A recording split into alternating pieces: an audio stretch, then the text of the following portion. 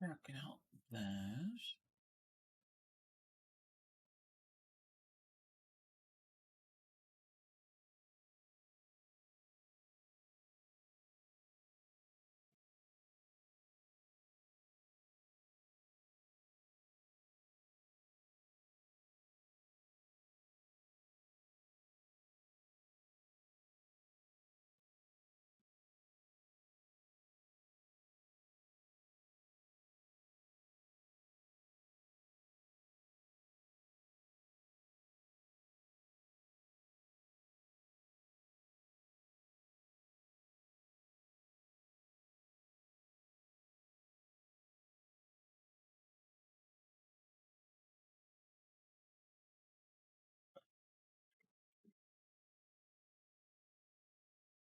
Good evening.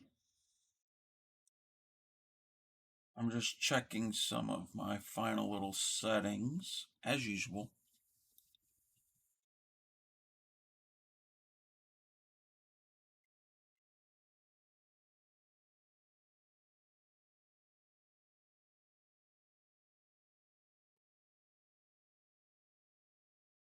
Let's go like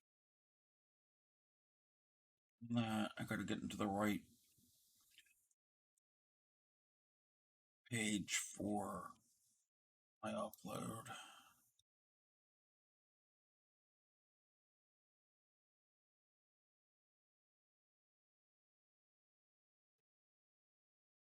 What's going on?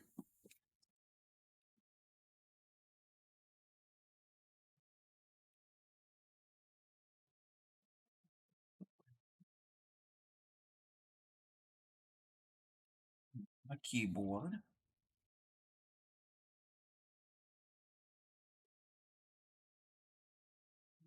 Turn that. Yeah, that one should be okay.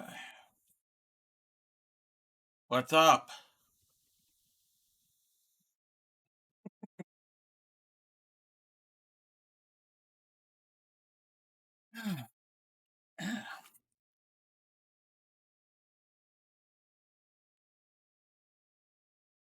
Posting a whip later. I'm expanding on the glorious granny that you taught us. Oh, cool.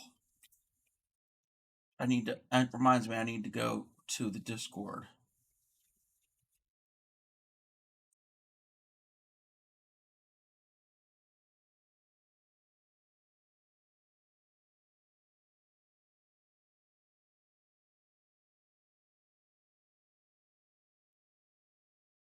Yeah, definitely would love to see the what you've been working on.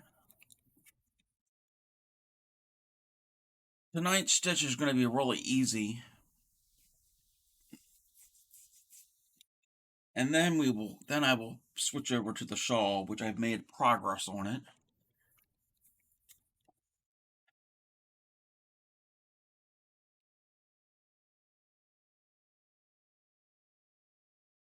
First, I didn't think the stream was going to happen tonight because all this wind we're getting. I thought the power was going to go out. Knock on whatever this is. Fingers crossed.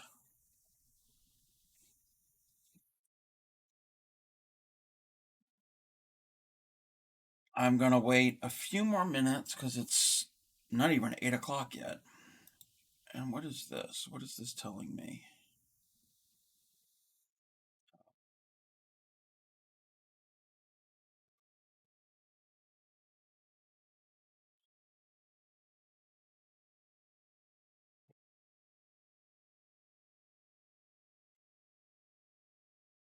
So have you or Nora Fairy done any attempting to knit again? Or is that a sore subject? I know I was concerned too. Riley's playhouse literally rolled across the yard. Yeah, it's been crazy. At least there's no rain and snow and all that. At least it's just wind.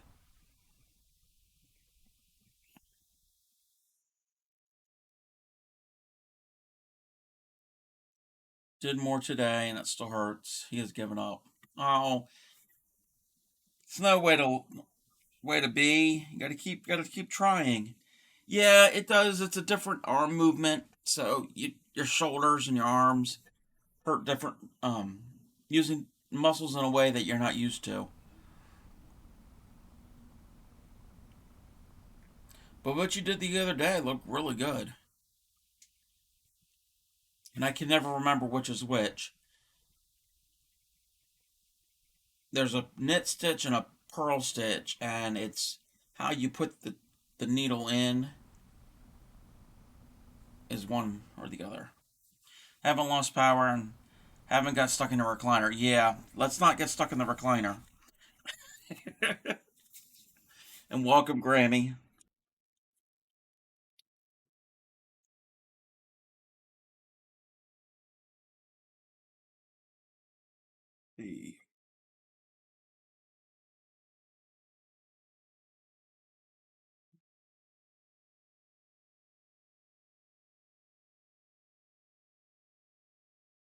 Alrighty.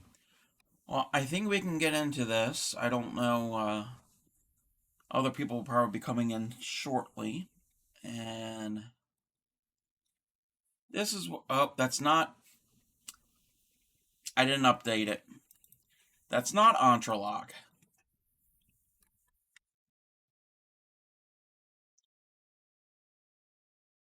There, I fixed it. It's the puff stitch. So that's what I'm going to show how to make tonight.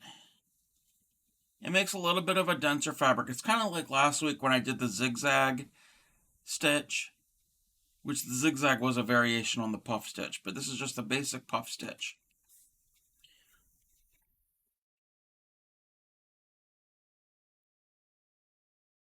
I'm going to get out some of my slack on my yarn.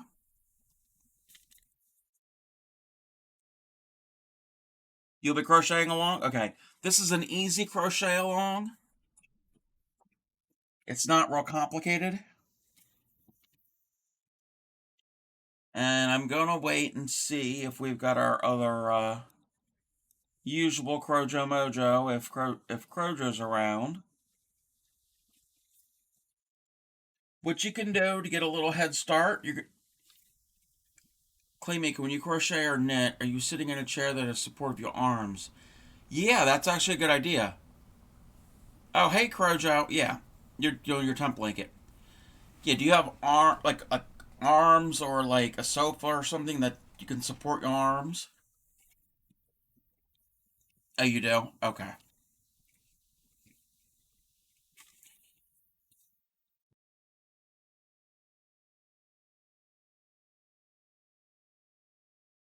All right.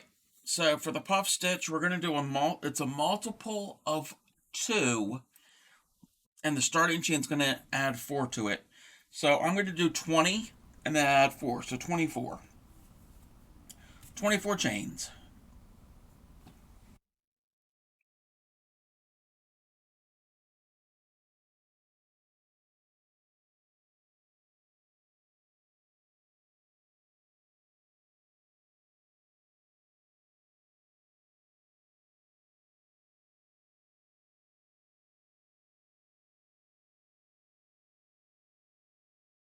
You could do whatever multiple you want, but I'm gonna do 24.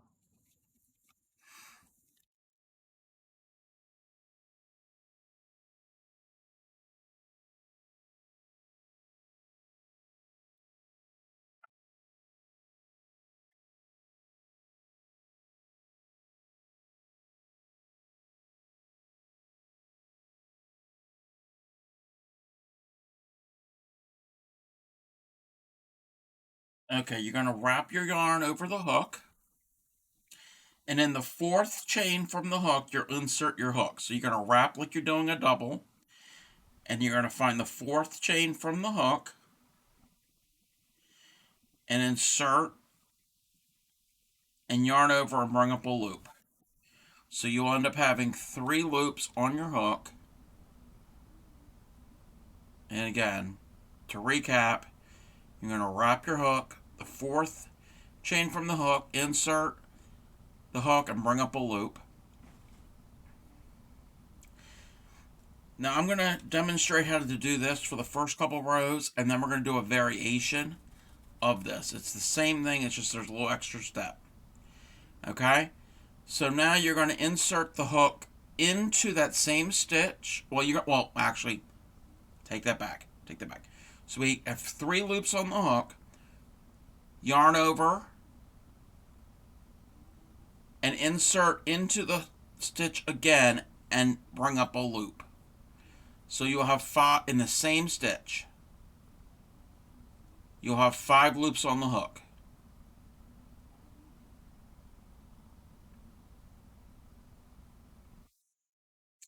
Hey, North Fairy. After you do that, you're going to wrap the hook one more time and go into that very same stitch and bring up a loop. You will have 7 loops on the hook.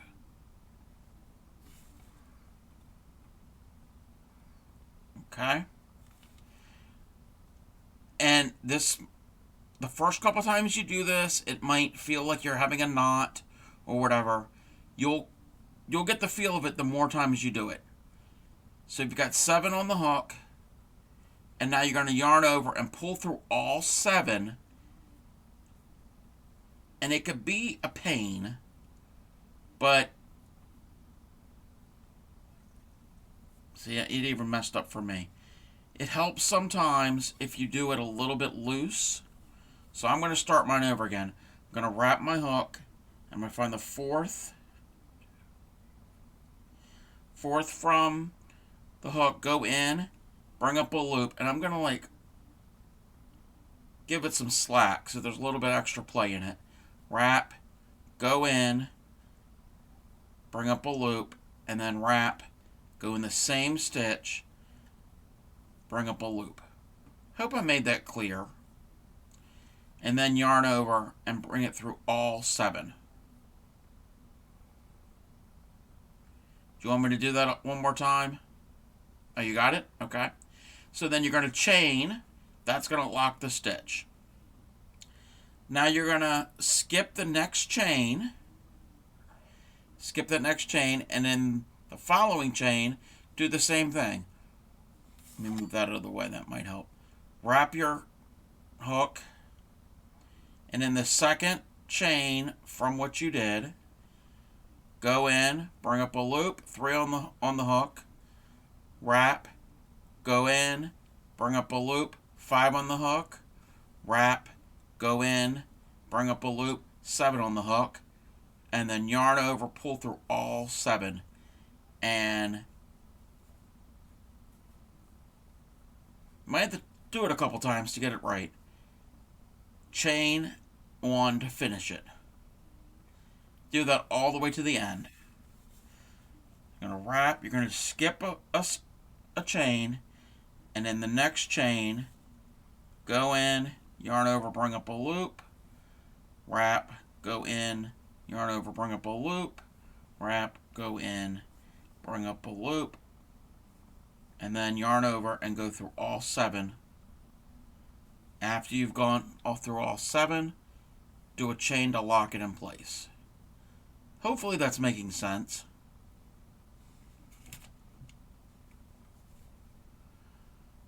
I'll do that one more time. We're going to wrap our yarn around the hook, the second chain, go in, bring up a loop. We have 3 on the hook.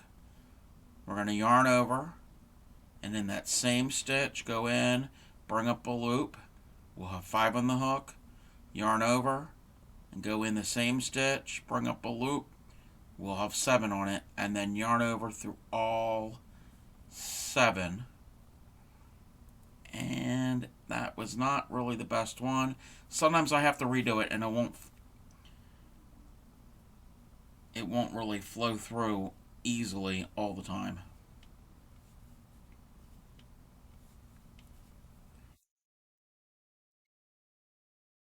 And then after you've done it, do a chain to lock it.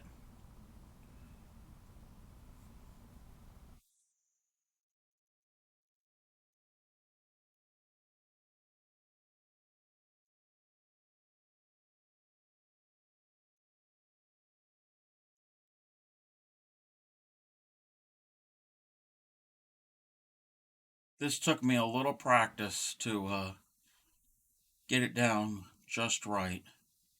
Also helps if you have a yarn that does not split easily.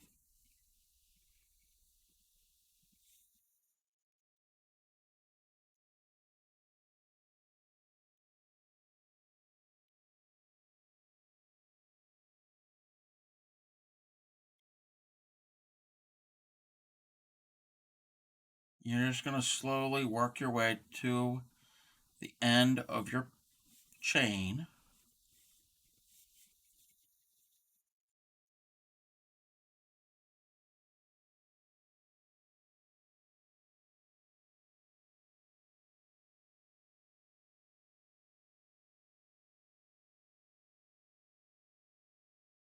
Two more to make.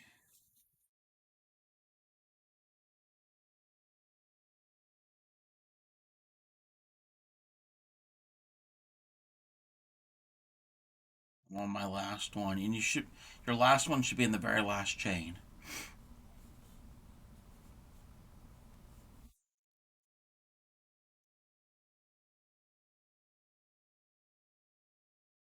Whoops. I lost it, so I gotta redo this one.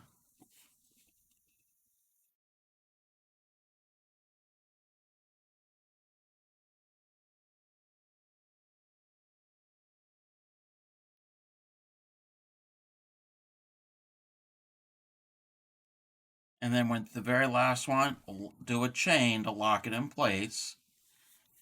And that is one row. Hopefully it's showing up with this dark background. Let me know when you get to the end of that row.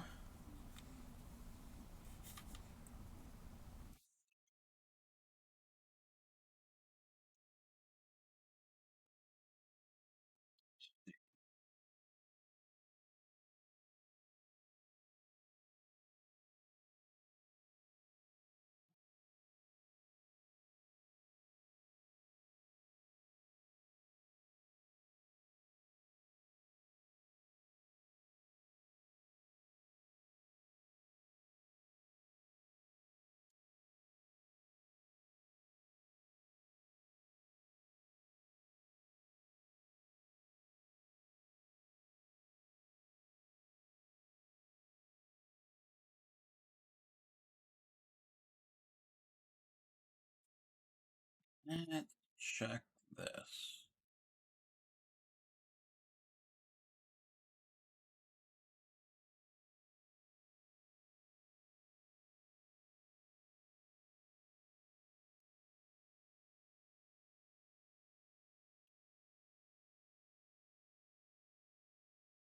You should have a puff in every other chain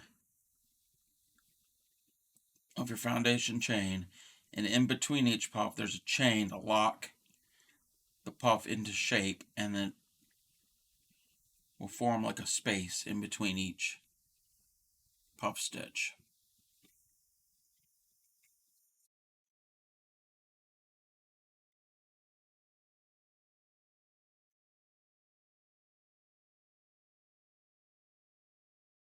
That's okay. Take our time. It takes a little while to get the hang of it, the right tension. You don't want it too tight, and you have to get the hook in a certain way to get it through, because all those loops that you're making.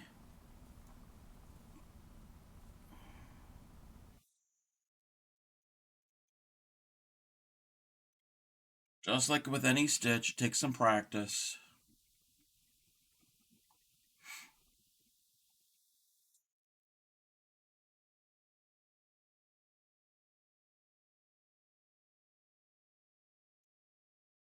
I'm just making an alternating single and double blanket to get back into the bed. That's fine. Hey, that's great. Nothing wrong with going back to basics.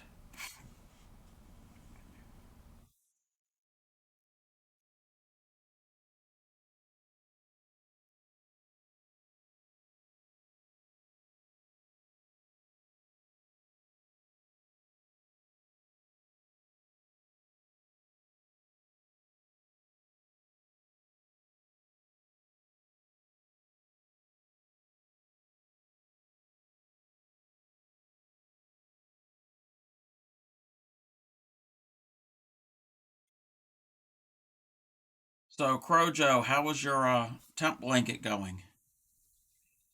Have we caught up to present day?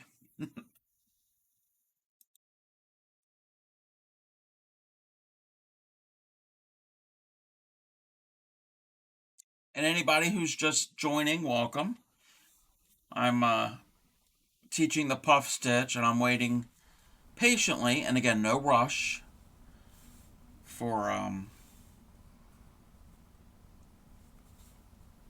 for the next to teach the next step for the next row on how to do this very thick, fluffy, padded stitch.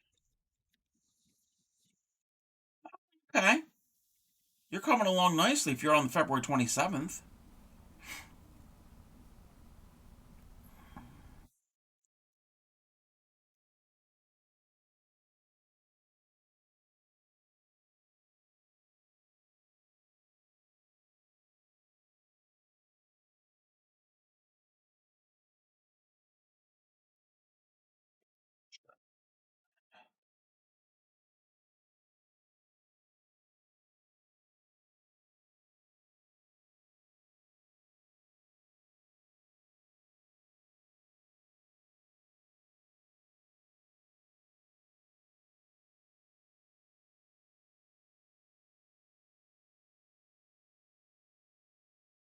Okay,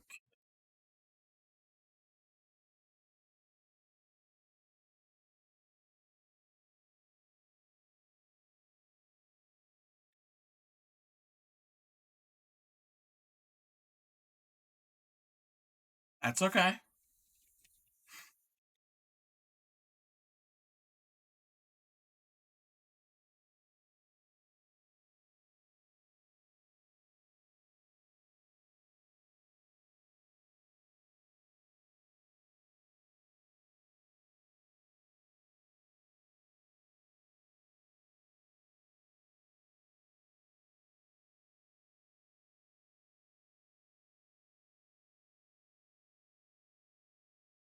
This stitch would work as a really cool textured border.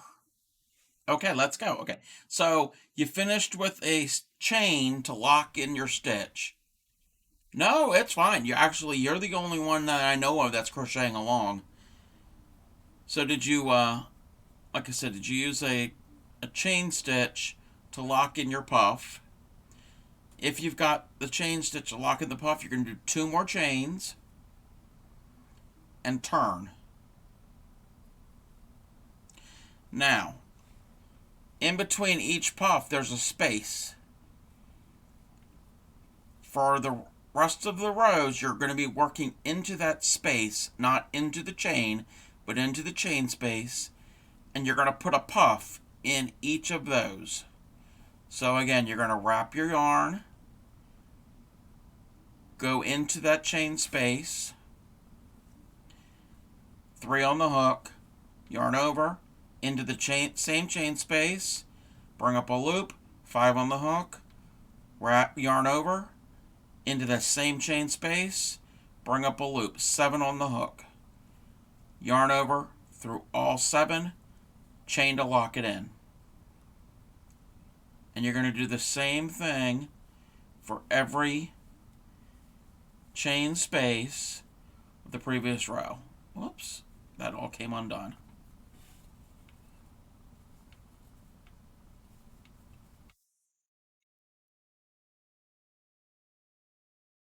And not really. Okay, there we go. That one's fine. So you're working in the chain spaces instead of an actual chain.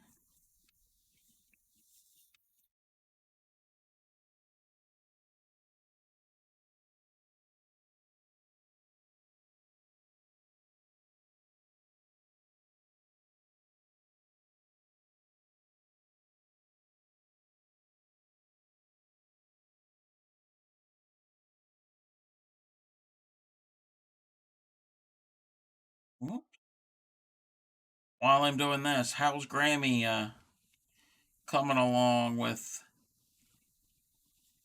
whatever project you happen to be working on? I know she's got a couple whips going on.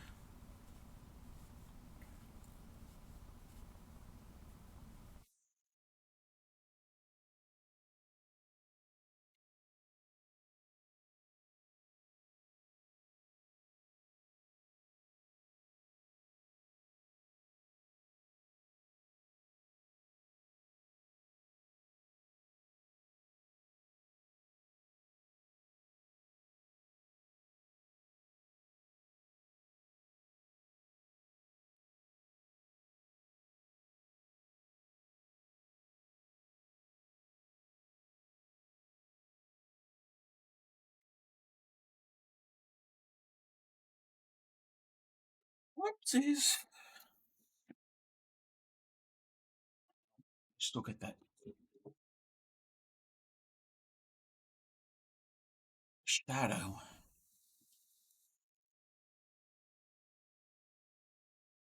When you get to the end, let me know. Corner to corner tonight, almost out of this yarn. Replacement has been ordered. Yay! Yeah, Grammy's corner to corner that she's working on is pretty cool looking. When you get to the end of this row, the last puff will go between the puff on the previous row and that turning chain that you started out with. There'll be like a space at the very end. That's where your last puff will go.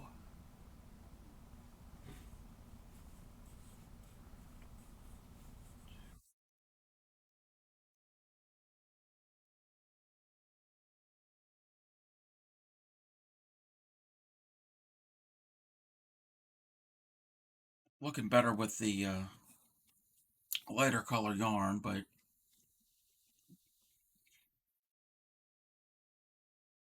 not really showing up too well. Well, it shows up, but again, I'm still working with my lighting situation. Let's see if that might help. Let's add some. Oh, that actually helps. Some light from the other side. Even though I'm all washed out.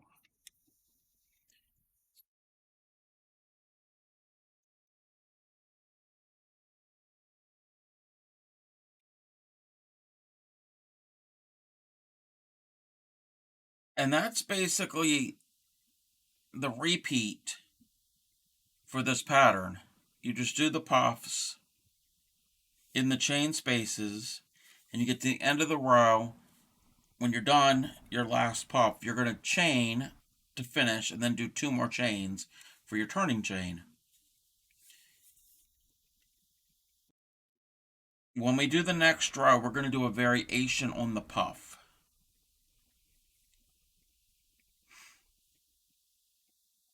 One little extra step.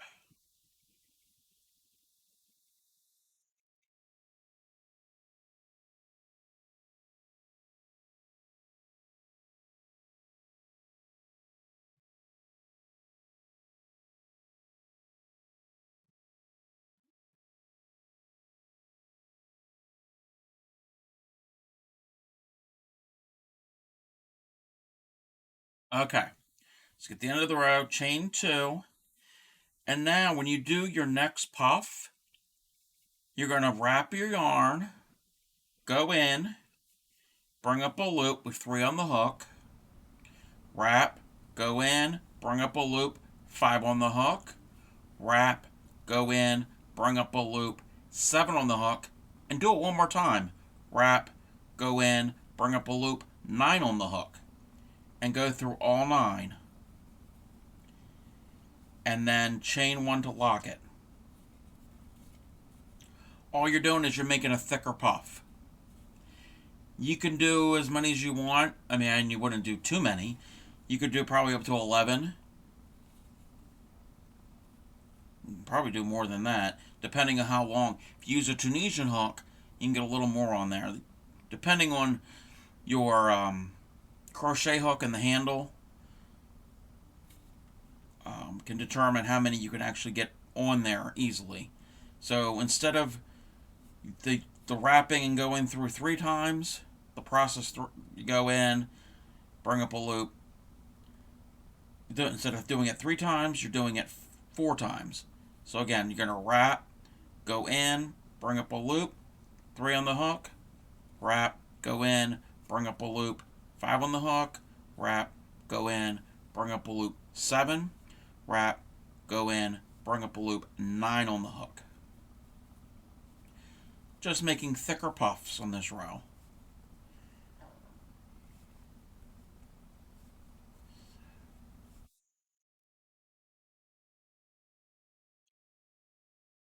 You could do this with the actual project, or the whole thing can all be thicker puffs. I'm just showing just variations on this one stitch.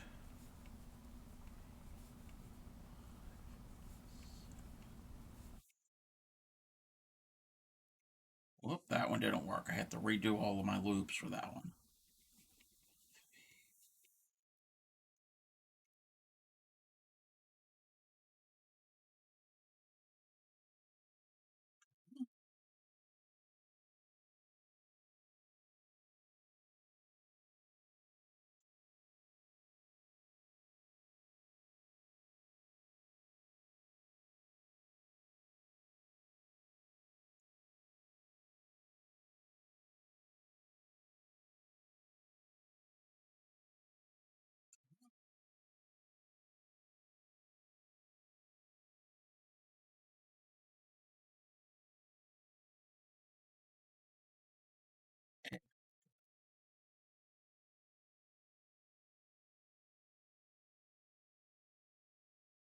And that's all there is to the puff stitch. You can make them as thick or as thin as you want.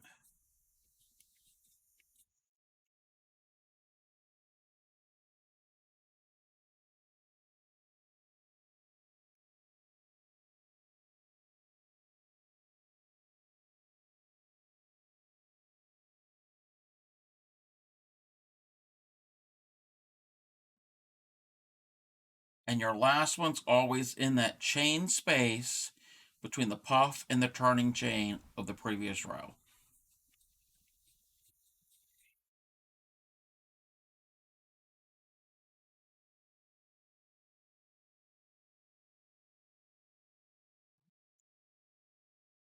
Yep.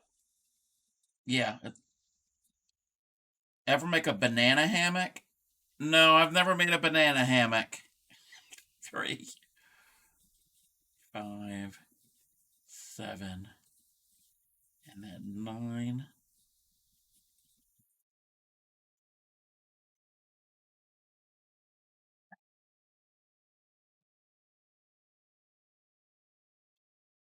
And that's basically the stitch.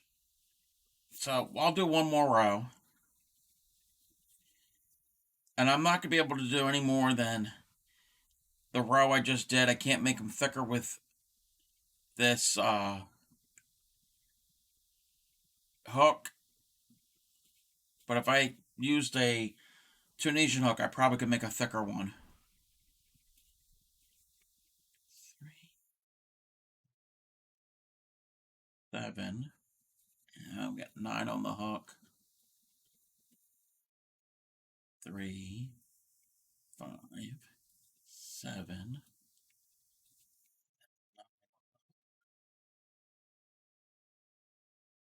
3, 5,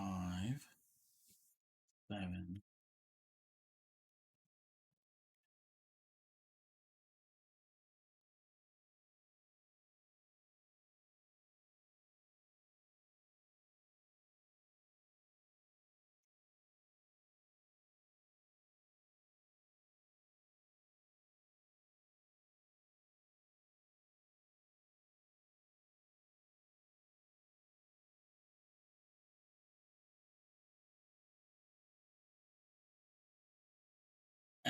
I lost all of my loops. Didn't actually want to go through the right way.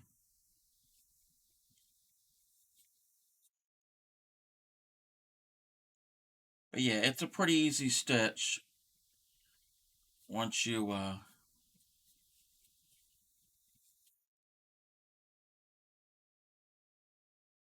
get the hang of it.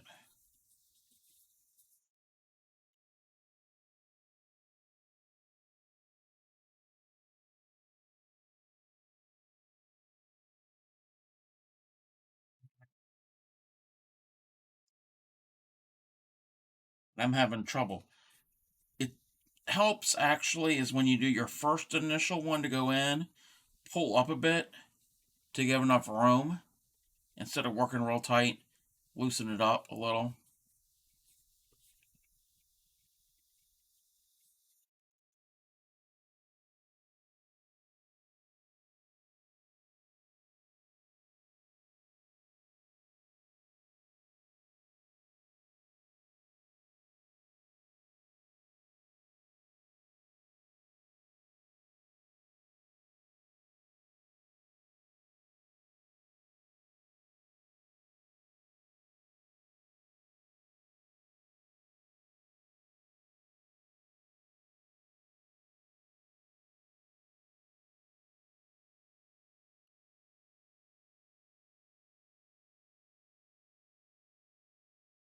But that's the puff stitch.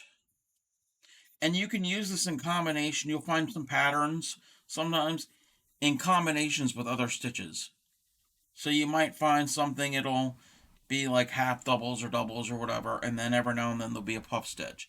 Same thing with, there's a type of stitch called a berry stitch or a popcorn stitch.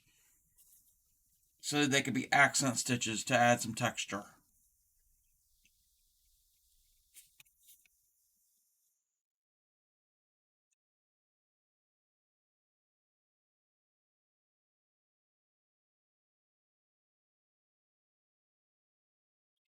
That's about it. Um, Crojo, are we ready for the meme of the stream tonight?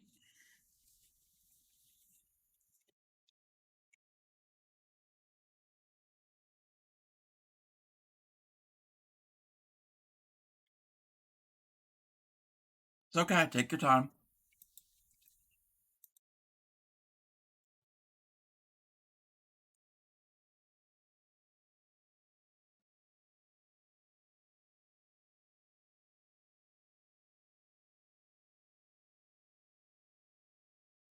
Move that there.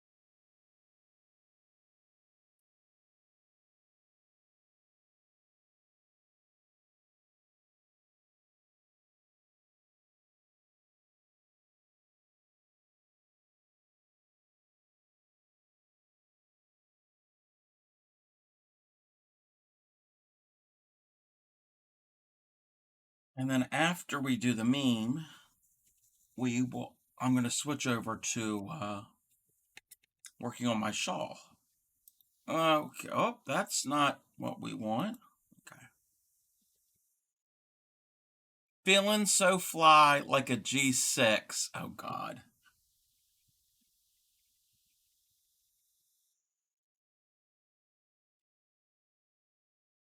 That's really bad. That's really, really bad.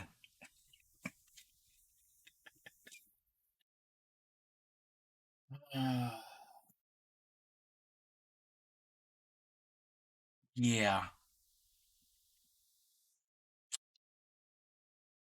Okay. Let's move that.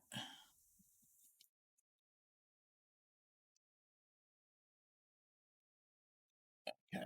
Gotta get my project out and going before I switch over. Oh, I gotta zoom out on that. Okay, that's as far as I can zoom out, and I can't show the entire shawl on it. I can't even show half the shawl. I've got 1, 2, 3, 4, 5, 6, 11 repeats so far. And we are going to do a little bit of measurement for the width, not the length, but the width.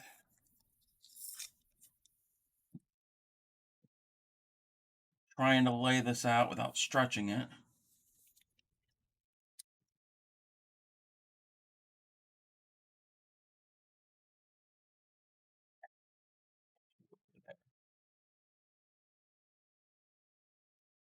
The width is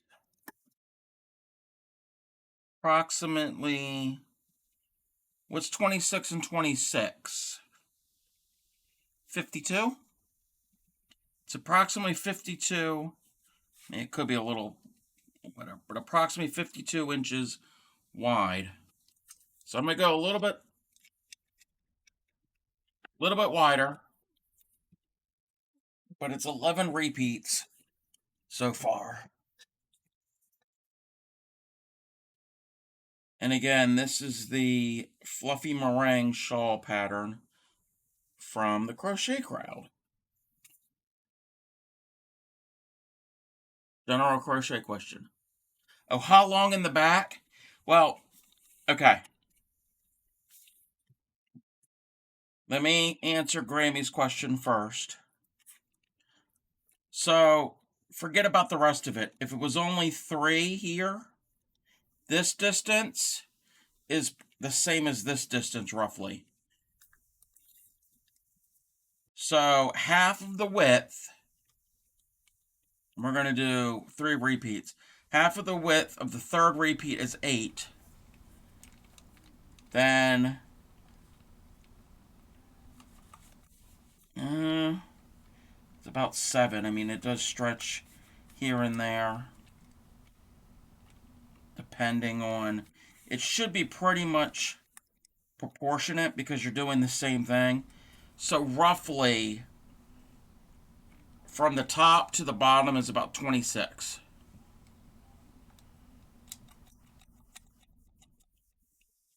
I haven't measured it, but that's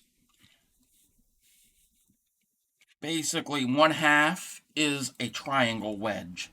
These are 2 wedges together. That's usually how a lot of V-shaped shawls are.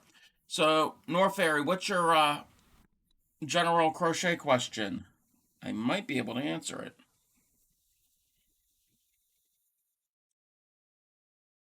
If you do a row of single crochet on top of a row of double, at the end of the new single crochet row, do you stitch into the turning chain or no?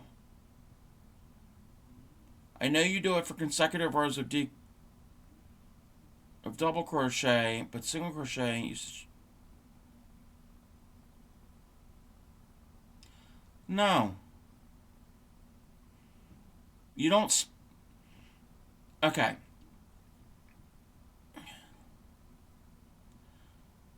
When you're doing single or double, if you're just doing just basic rows, basic stitches, all singles or all doubles or half doubles or triples, you don't go into the turning chain, you go into the top of the stitch.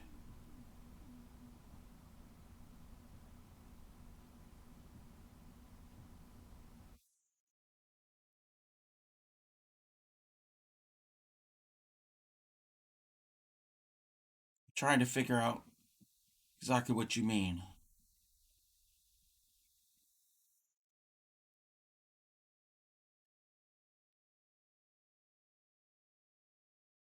I'll do a little sample.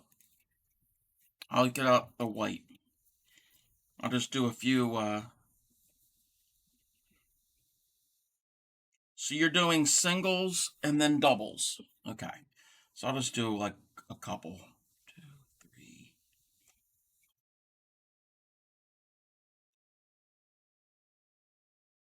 10. So I got 10. We'll do one more because that's 11. We're going to do 10 singles.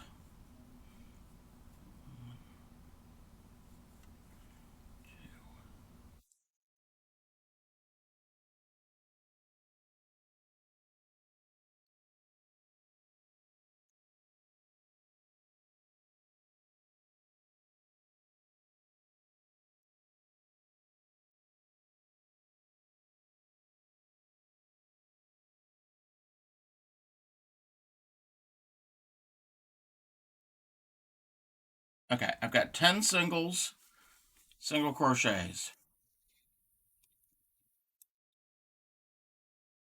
Oh, lighting. So the next round, when you're doing a row of singles, then a row of doubles, a row of singles, row of doubles, right?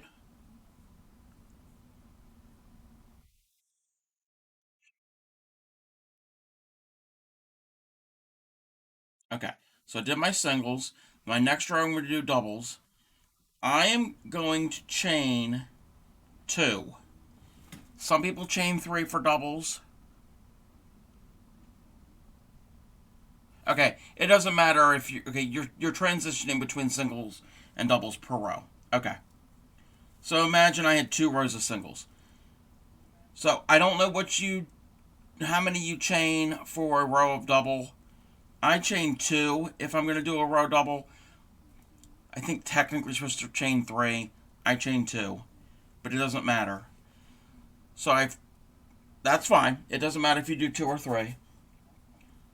So we've chained and turned, and then we're going to go into that stitch here that's right here, that single crochet. You don't go into the turning chain. You go into that stitch, and we're going to do doubles.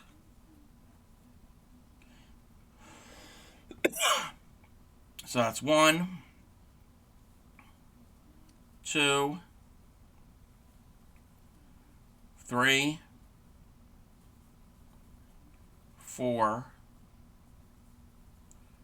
5, 6, 7. Well, I gotta do 7 again because 7 snagged. 7, 8, 9, and then 10. Okay, so we've got 10 doubles.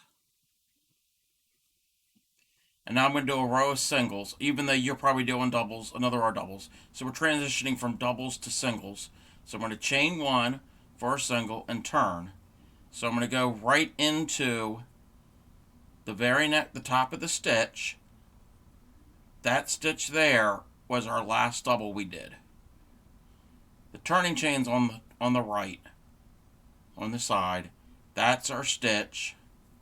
So we're going to do 10 of those. 1, 2, 3, 4, 5, 6, 7, 8, 9, and our last stitch is going here. See that right there is our hole. The turning chain's on the side. You don't go into the side, you go into the top of the stitch, and we finished the row of singles. Does that make sense?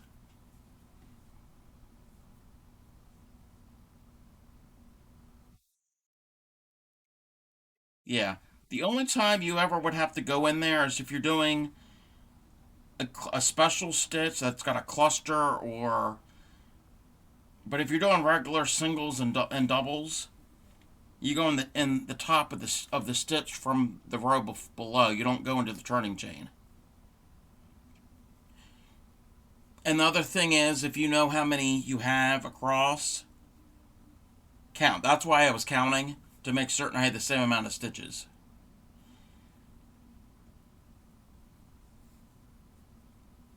But yeah, you pretty much go into the top of the stitch. But that's a good question. It's a good basic question.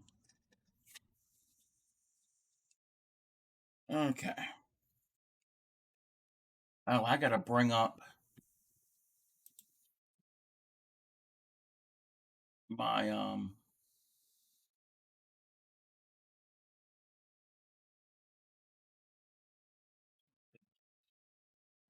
gotta bring up my pattern, even though I think I've got it pretty much down pat in my head. Bring it up just in case that I need to refer to it.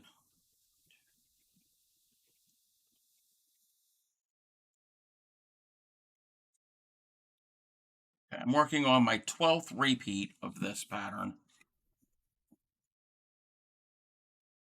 And this has got 2 balls of yarn and I'm on my 3rd ball.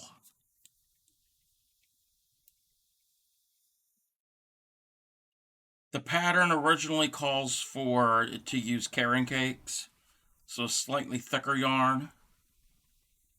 And they're using an H hook. I'm using an I hook. They're both size 4 yarns, but this one happens to be a little bit on the thinner side.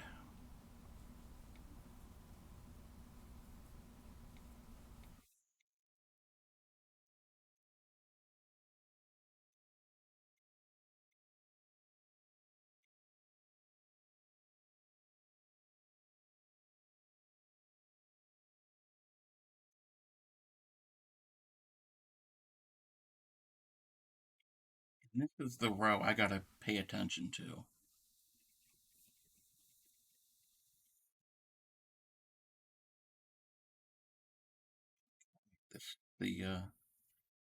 I got a row of back post double crochets, which this is the row I don't like doing because it's a little weird.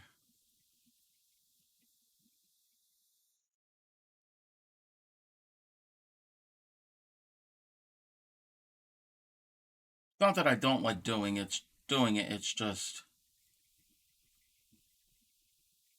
I got to be a little more mindful on this row.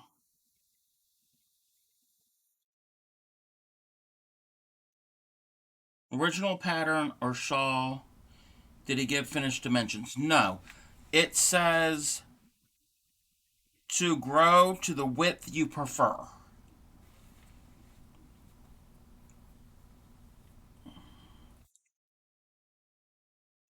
And the picture, again, they're using carrot cakes. The picture has got 12 repeats. So I'm working on the 12th repeat right now. But again, they're using a different yarn, which is they're both size 4 yarns, but Karen Cakes is a little bit more closer to a traditional size 4. This is a thin size 4.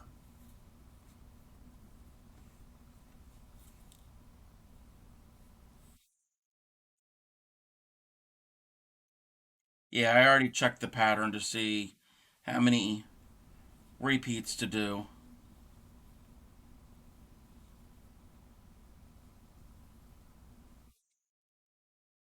Wait a minute. That needs to be a double crochet.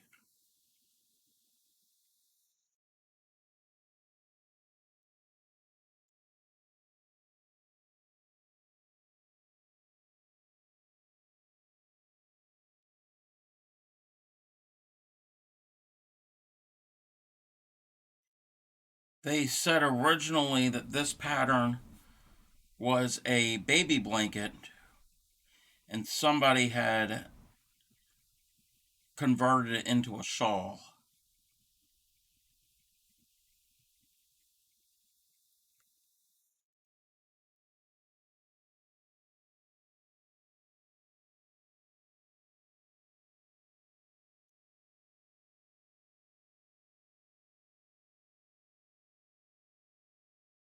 Wind is kicking up.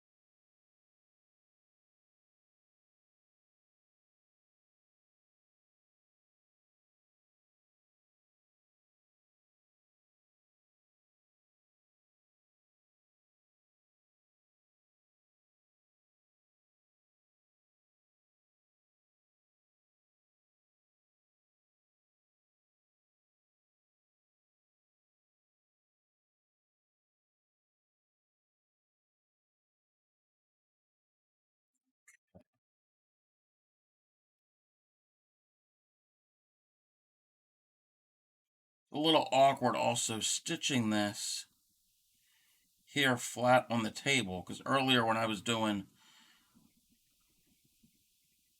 some work on this, I was leaned back in my chair and it went a lot quicker because the way I was having to hold the yarn. And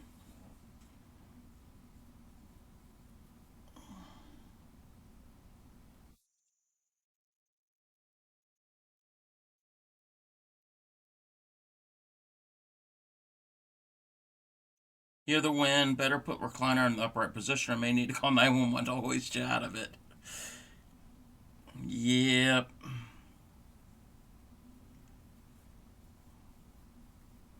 At least we haven't gotten any rain or precipitation from it that I know of.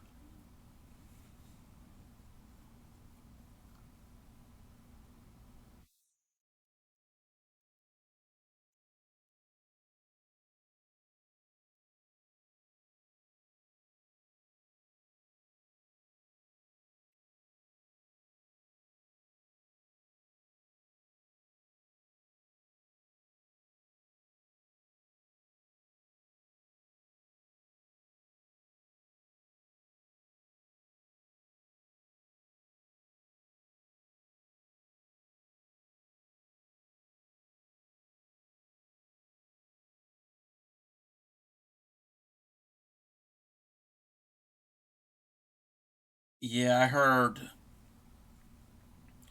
that they were getting some brutal weather.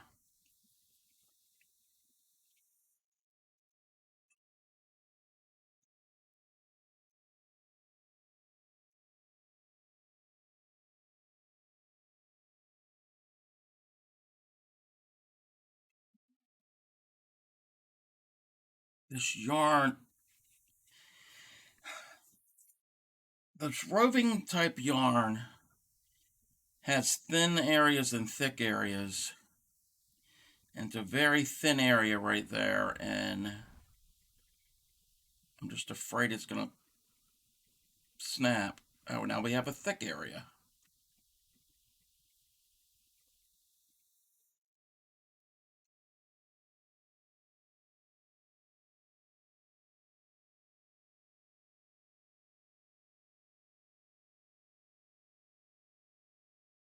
Blurry on the way to work this morning. Ugh.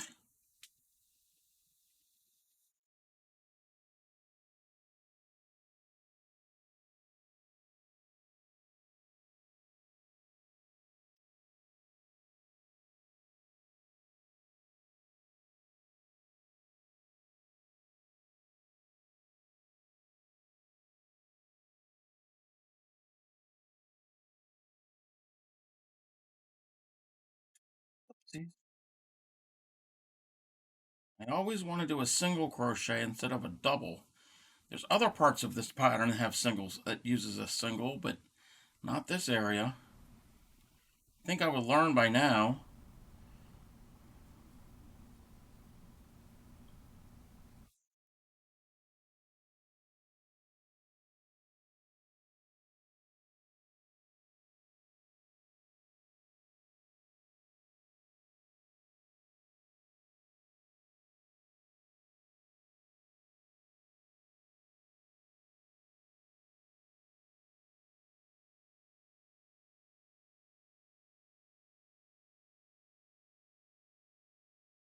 So, Clay Miko, how's your blankets that you're working on coming?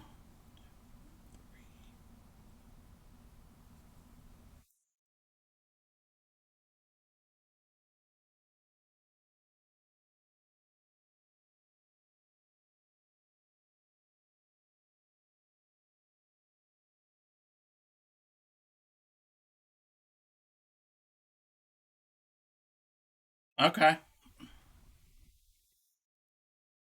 I like how she has her own narrator. 3.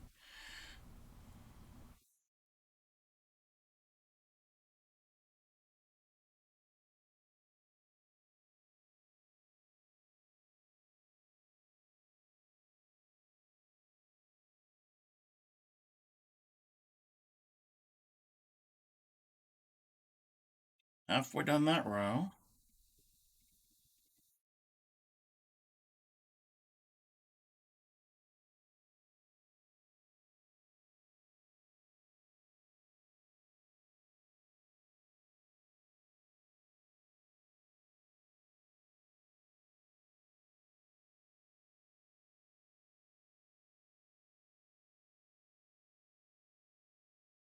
Thanks for the play-by coverage. Yeah, play-by-play.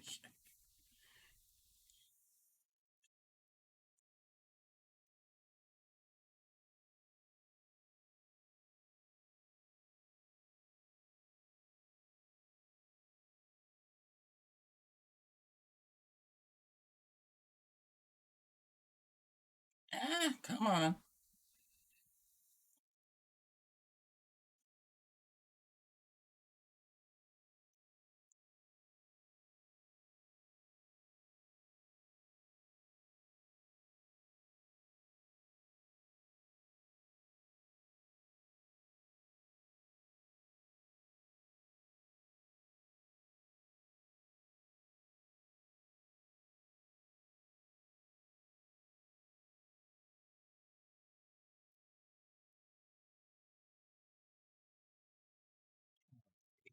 Come on. My fingers aren't working right. I can't get this,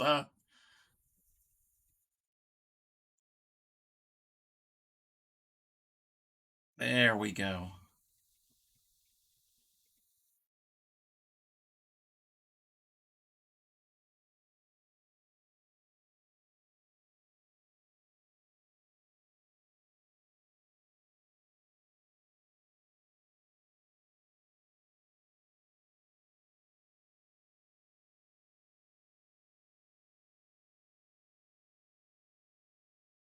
Now, this afternoon, when I switched to my third, well, but first word from our sponsors.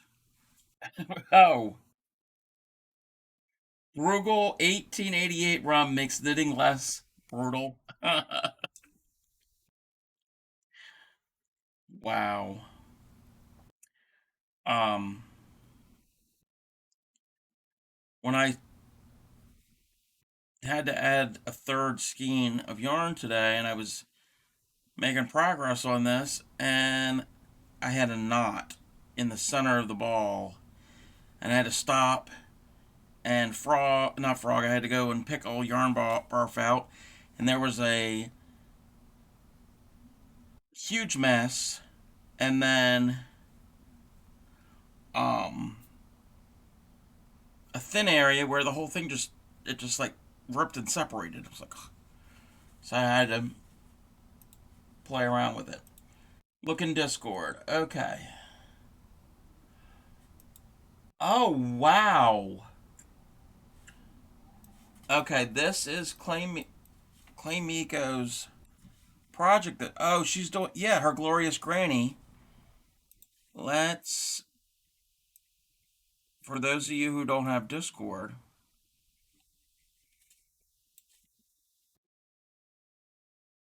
pretty. I like those colors together. And I like how you're going from white to lighter purple to dark to lighter back to white. Where it kind of just, it's a gradient.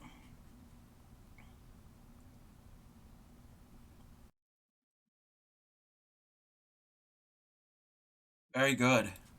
Whoopsies. Oh, and we have more.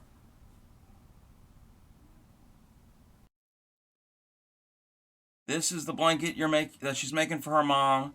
The rows will be the same size and will repeat. Sweet.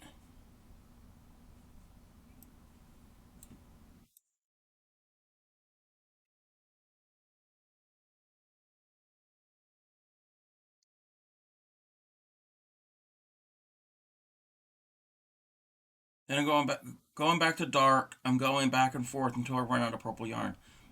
Cool. I would. I can't wait to see how it's gonna look when it's done.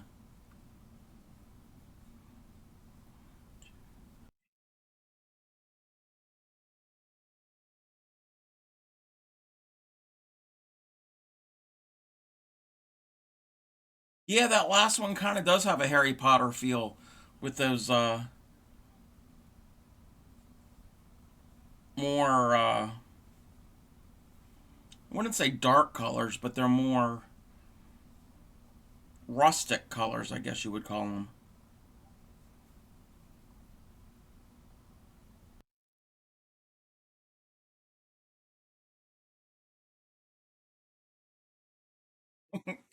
Well, at least it's a simple stitch. It's nothing real complicated.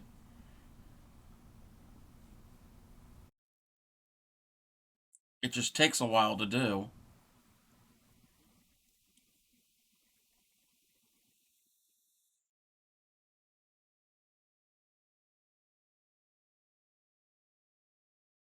And it eats a lot of yarn. See what I was talking about? This yarn has got thick areas and thin areas. That's just the nature of roving yarn. But when it works up, it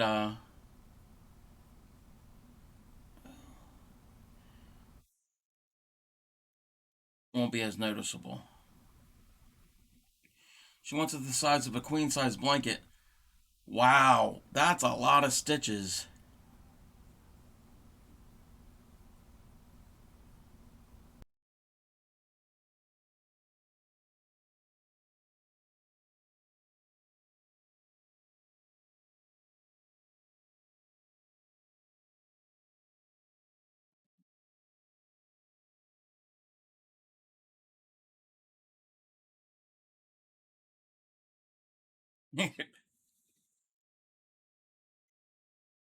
The baby blanket's on hold.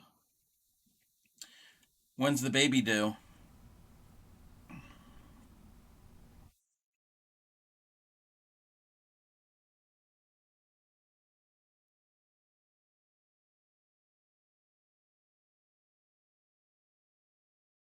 You need a break. Gotcha. Yeah, I know how that is. Okay, wait a minute. Make certain I'm. You making glorious grannies into squares and then joining, or continuing rounds until you get to the desired size? Yeah. Are you doing separate ones and joining, or is it going to be one big glorious granny?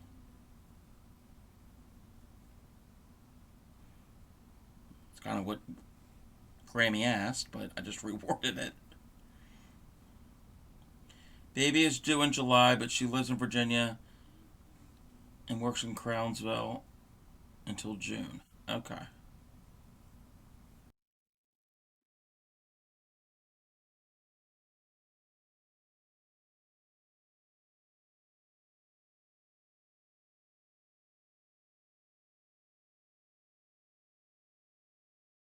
Continuous glorious granny.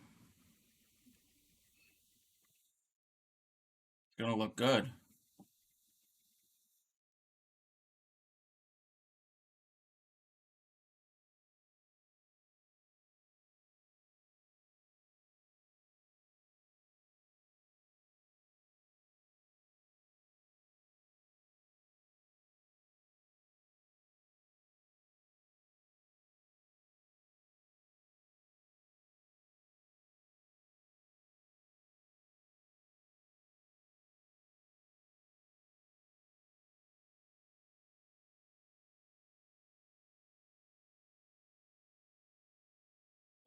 These.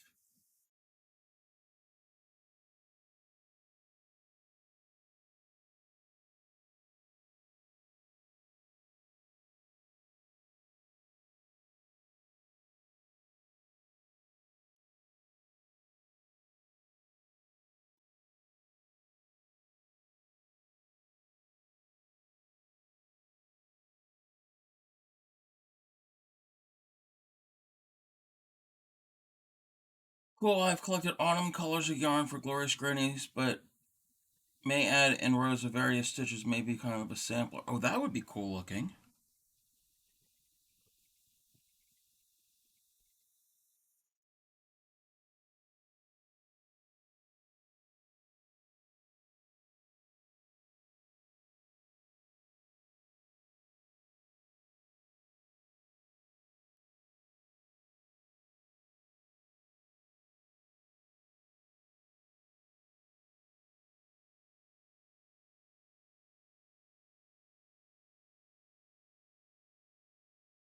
You don't know what you're doing, what you're doing it for.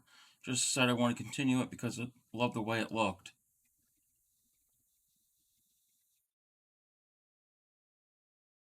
Nothing wrong with that.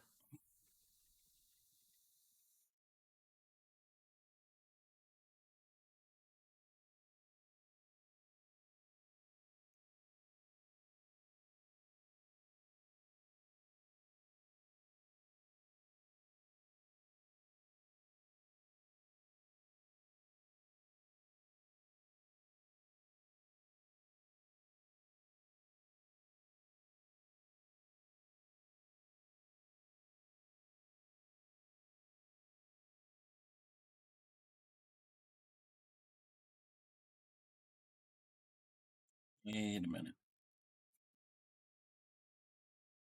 Okay. Thought I messed up on the previous row, but no, we're good.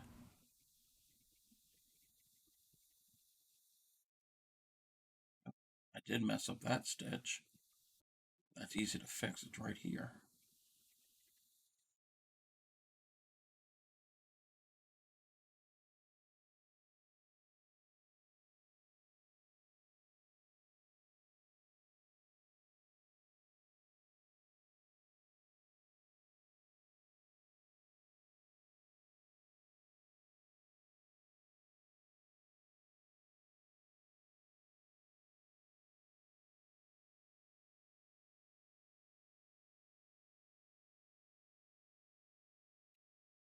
Now you probably weren't even seeing what I was doing because it was off camera.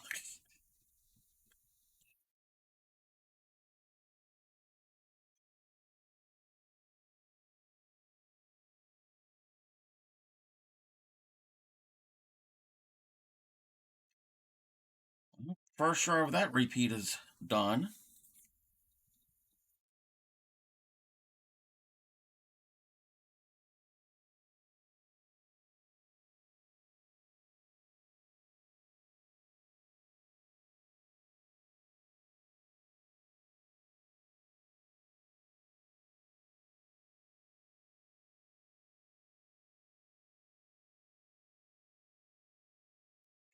I got to get this all laying a certain way.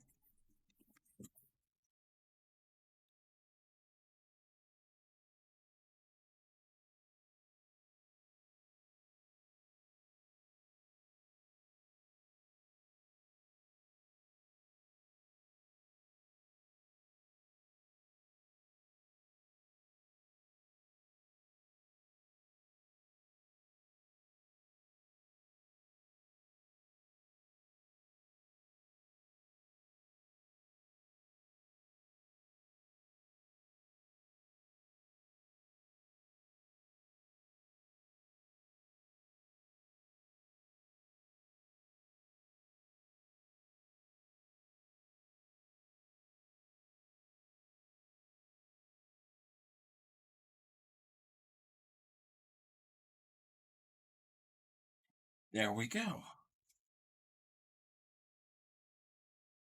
I'm just counting in my head.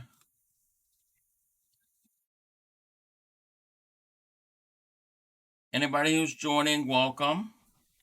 I'm just working on a shawl pattern, shawl project, I should say.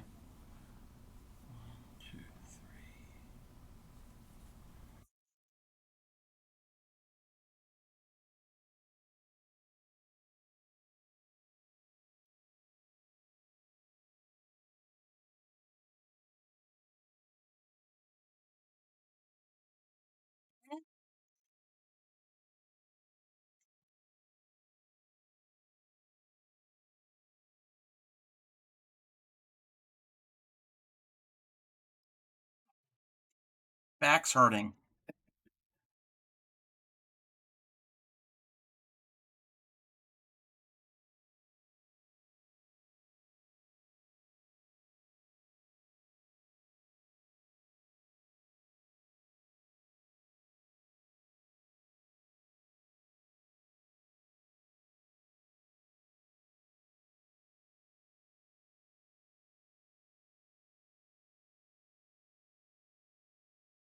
Yeah. Oh.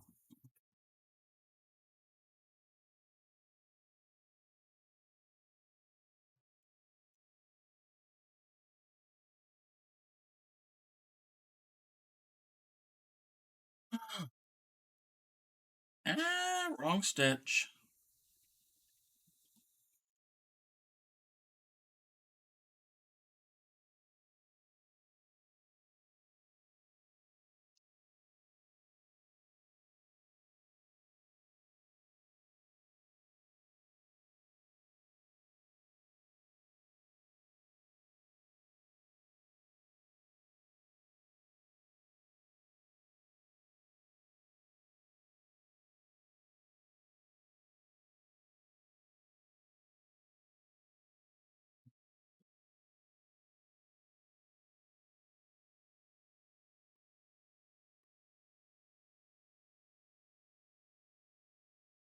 Oh, there's another section. I thought I was ready to go further along in the pattern.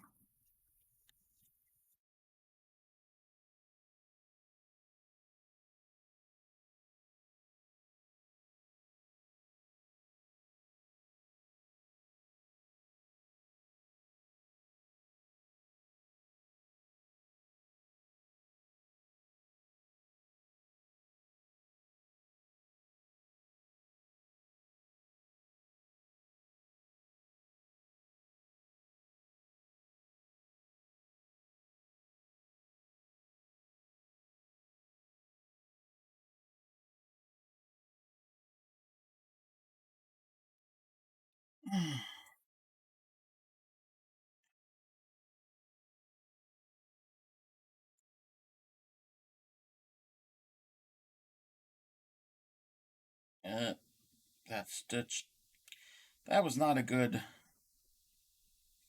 single crochet. That's better.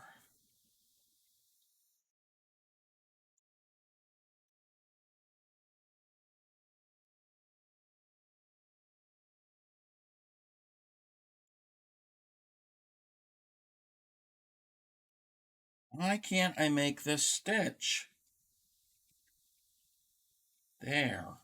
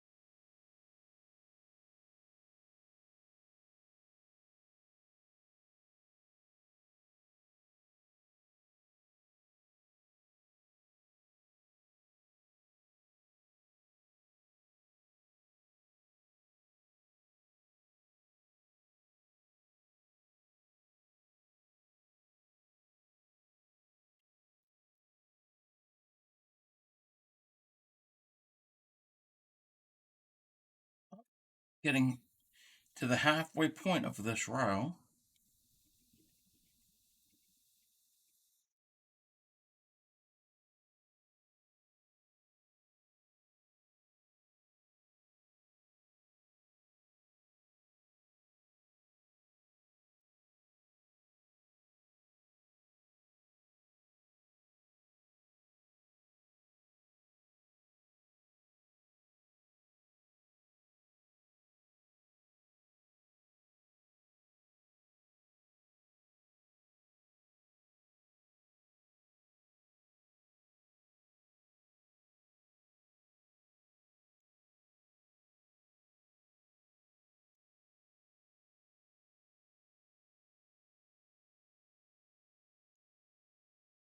Okay.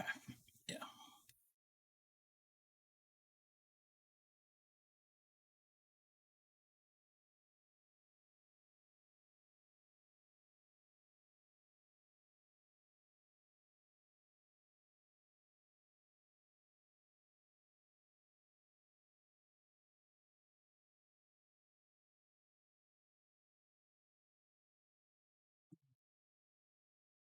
Everyone doing all right?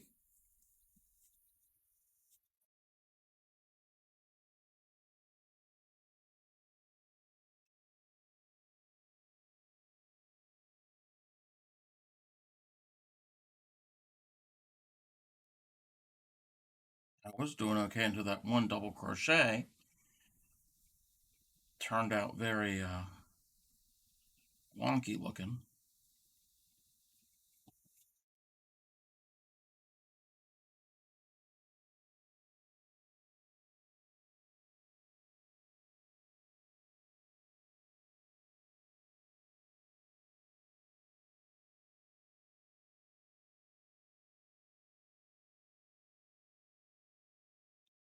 And fly like an H 5.5. H's are 5.0.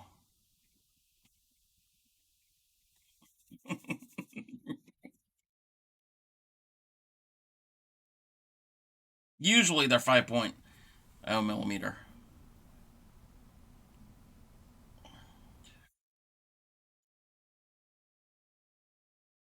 Different variations of grannies. Okay, what I might have to end up doing, maybe for sometime in April, do another granny week.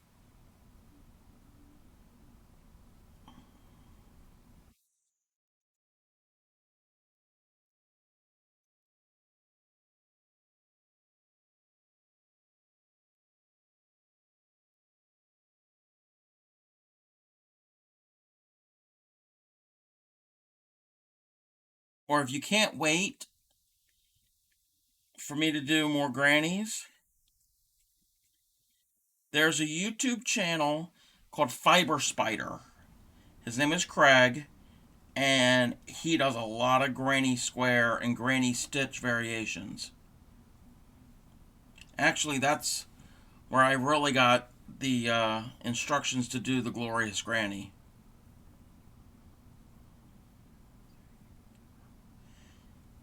His channel is Fiber Spider, as in like the insect.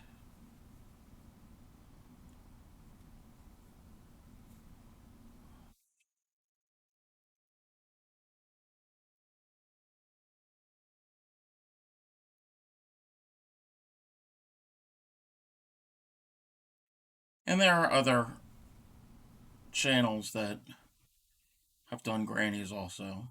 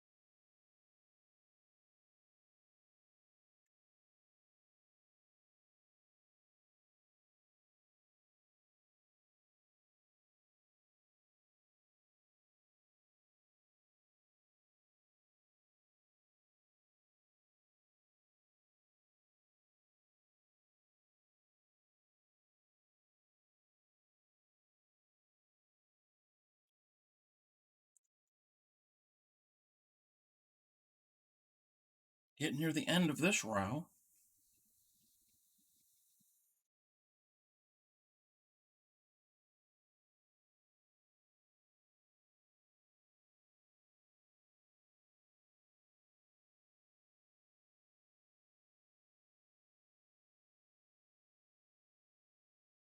Ah,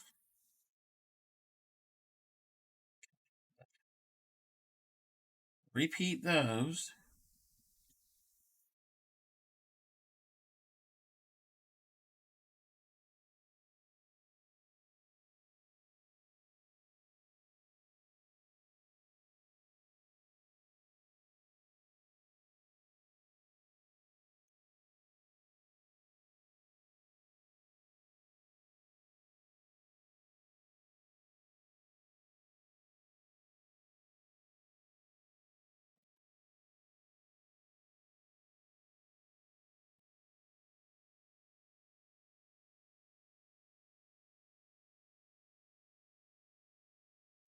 So look at you, Claymiko. A few months ago, you had trouble making a granny square. Now you're in love with them.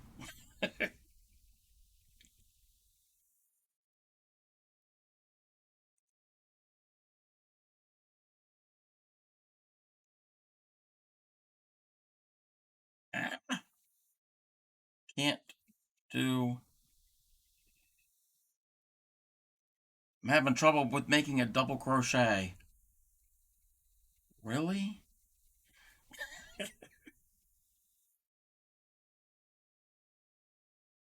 You've seen the light? You've seen the light of the grannies?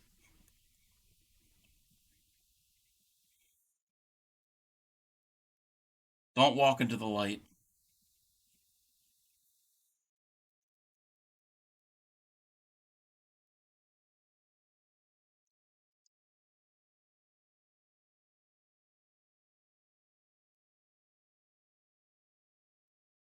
No, Granny Week is not once a year. Granny Week can be. I don't want every week to be Granny Week because then it won't be special. I think I might have to plan a week in April for another Granny Week.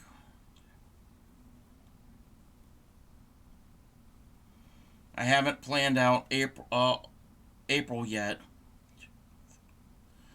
Gonna make the popular Hexa Granny sweater. I'm not making any sweaters.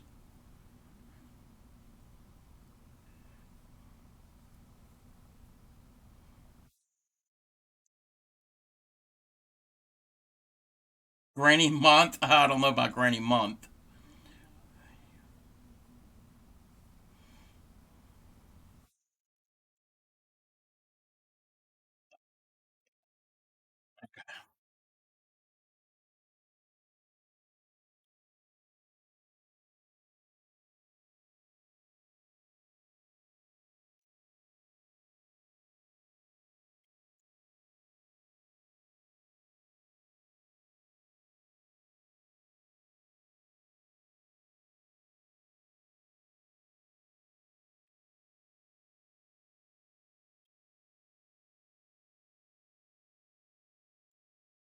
Second row of that repeat is done. I gotta take a break. My arms. Hello? Upcycly? Did I pronounce it right?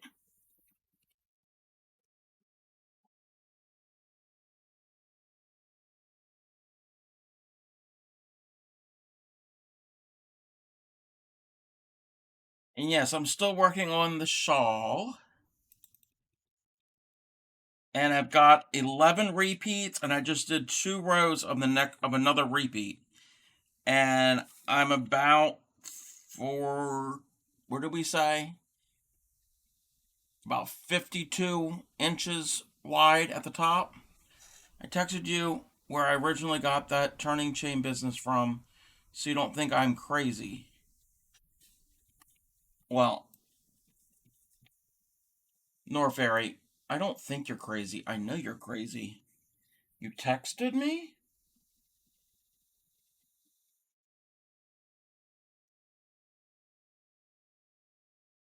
Okay, I'll have to check it sometime. But I'm making progress on this. I've got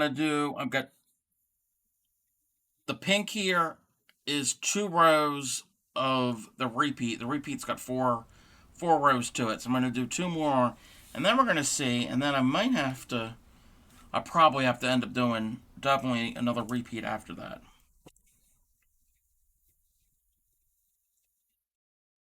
Let's see. Now we got a flip. So how are you upcycly?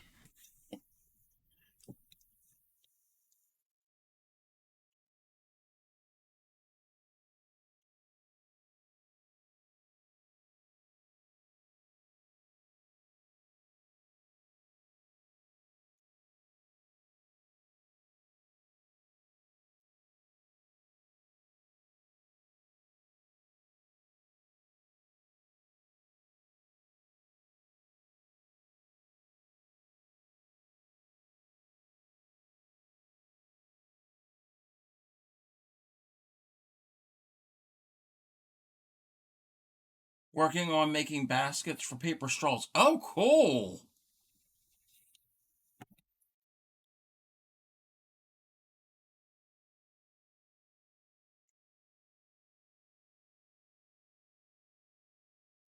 It is a fun pattern, and it definitely tests your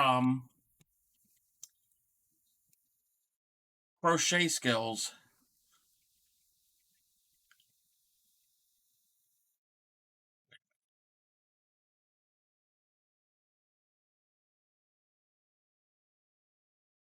Hold up. Did I do that right?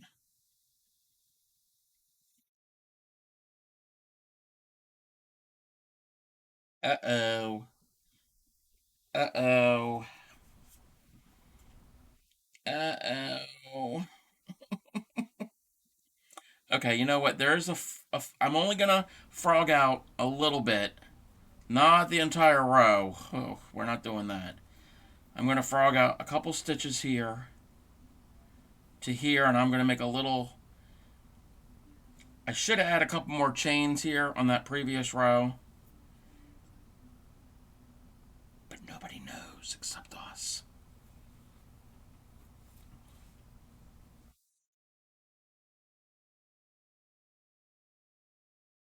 Okay.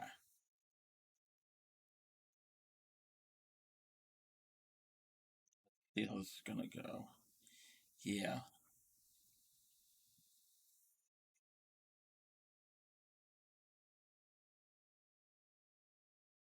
See, see how I said it tests your um crochet skills and counting and following direction skills. Obviously, I lost that. Shh, don't mention YouTube. No, no, I want you to mention YouTube. It's fine. No, we're not. We're not frogging out an entire two rows again. Especially each time you make more rows, it gets bigger and bigger. So we're gonna forget. Just it, it doesn't exist.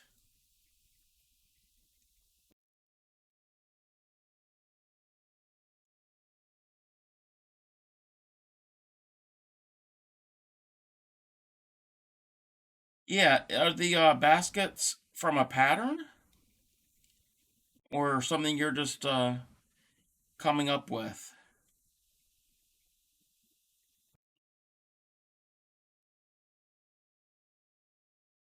Okay, that was like that. Now we get a flip.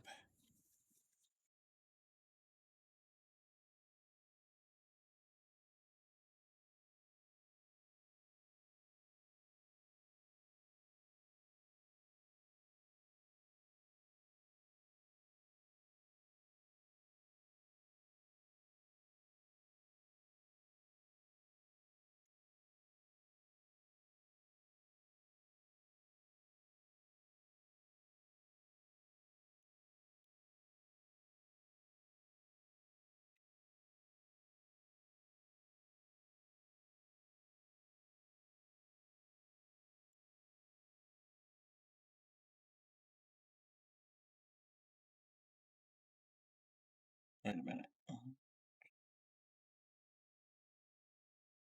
Yeah, okay. I'm okay right now. I'm in the right spot. Hopefully, we don't have another mess up.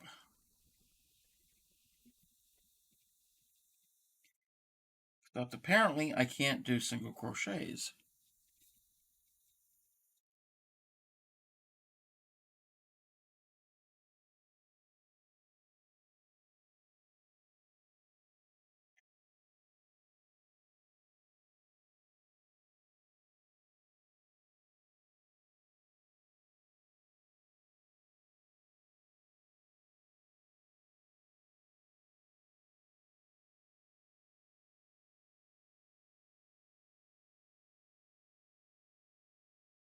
Okay.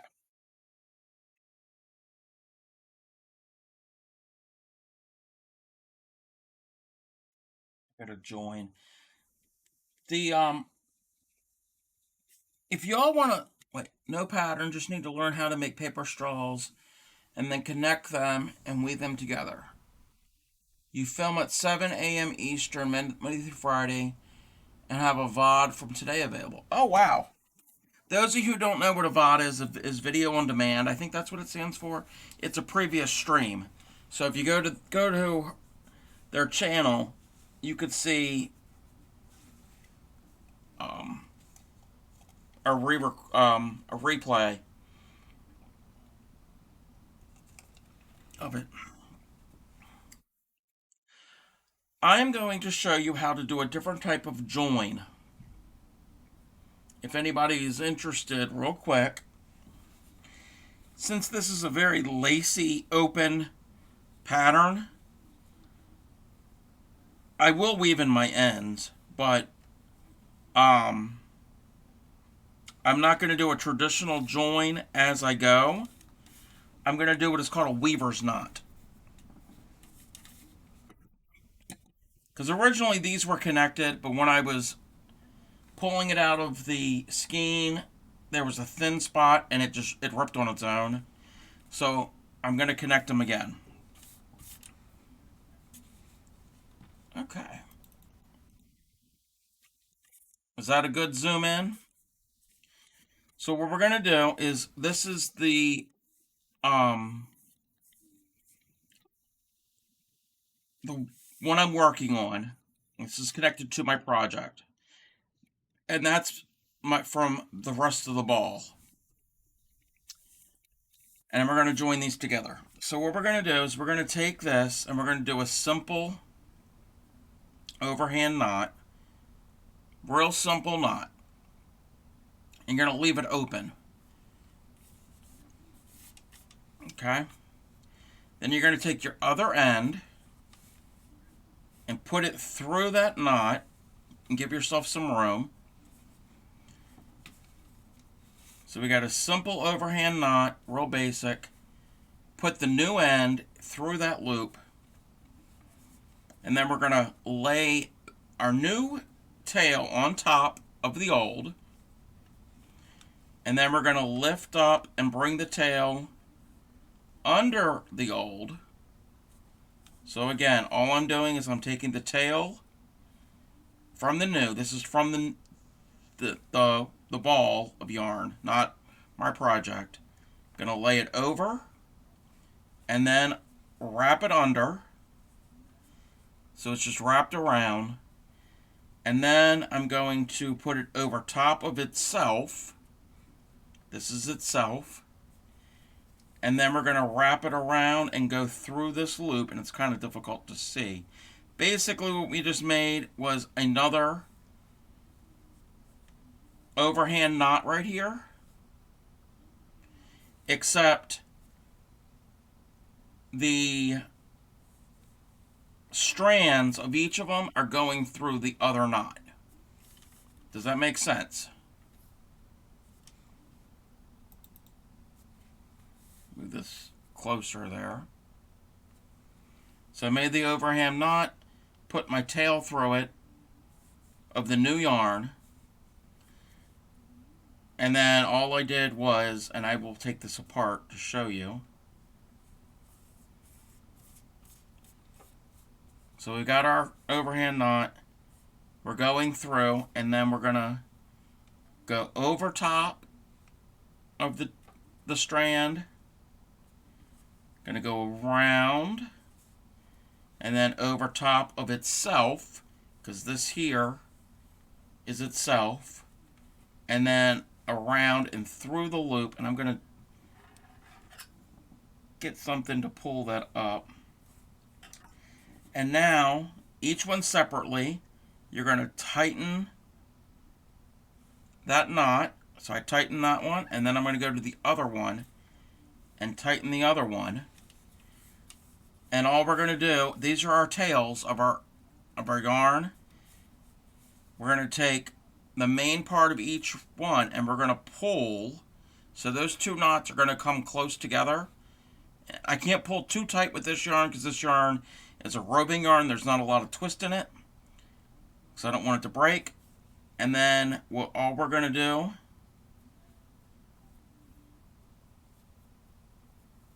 is we're going to clip our tails real close. There will be a knot in here. You will feel it. But since this is a very busy, intricate um, pattern, you won't be able to feel it as much in it. That's a weaver's knot.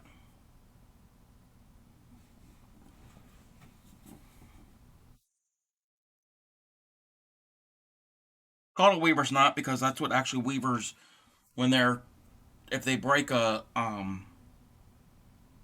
warp um, yarn on a loom, those are the ones that are in the loom, not what you weave with, the ones that you weave into. If you break it, that's how you um, fix that break.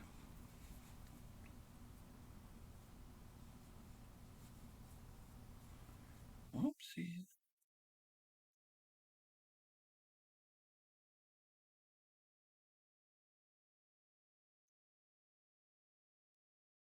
Weaver's knot, as in a weaver, like you're weaving, like the basket you're doing or weaving.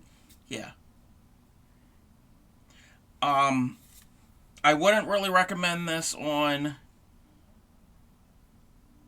a pattern that's not real busy because you probably could see it. And I'm also using a very thin yarn. It's a very thin size 4 yarn, so it's probably not going to show up as much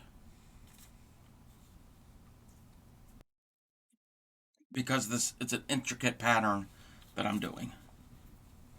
And it would be kind of difficult to do a crochet join as you go.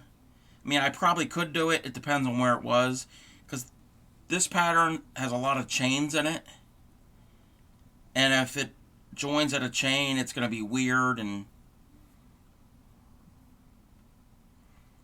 okay, two.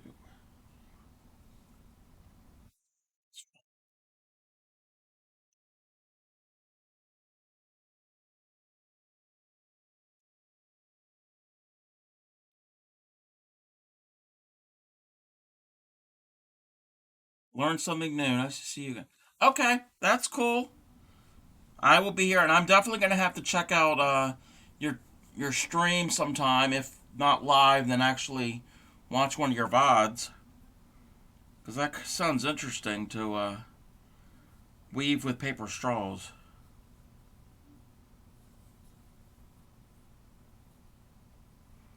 Whoopsies.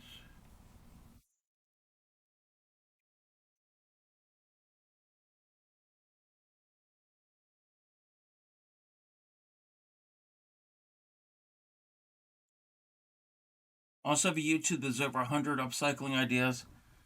Oh, definitely. Um, if you want, and I don't know if you have. Oh, wait a minute. Oh, hold on. Give me a second. I gotta fix this. No, it's not your fault. It's mine here. Okay. Try it again. I had to go in and enable links. You can post it here, and if you want, if you have, you can want to join my Discord. You can post it there also, and it's just not crochet. It's anything that anybody that who's working on whatever project they have.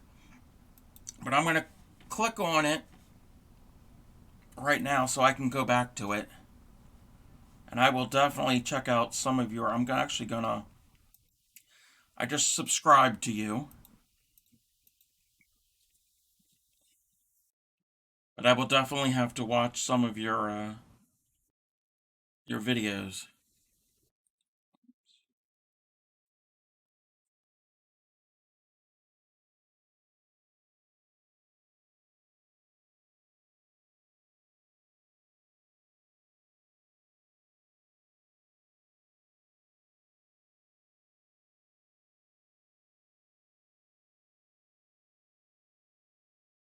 Oh, cool. Thank you. Hello, and thank you Whoop, so whoop, much for whoop, whoop, joining whoop, me good whoop, time whoop, whoop. together. It was playing. It was playing your video. It's like, okay, I don't need to be playing that while I'm streaming.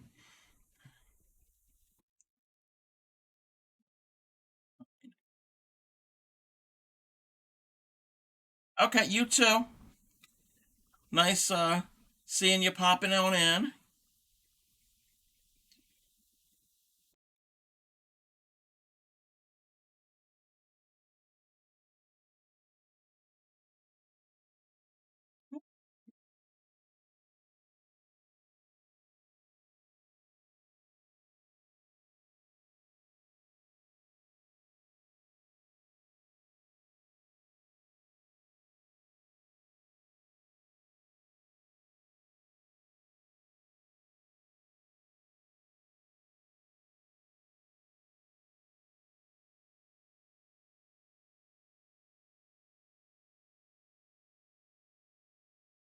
I can show this as I'm working on it, I guess.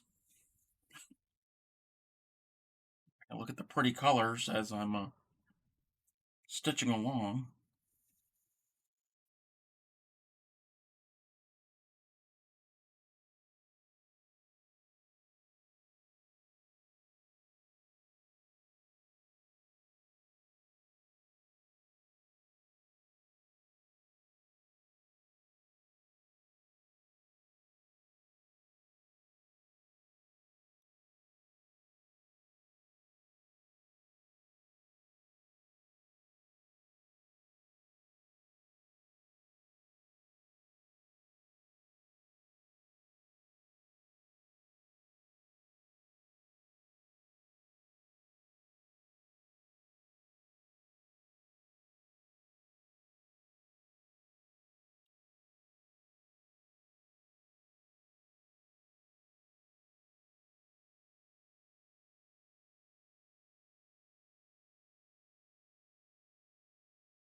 Hi, Letitia. Welcome.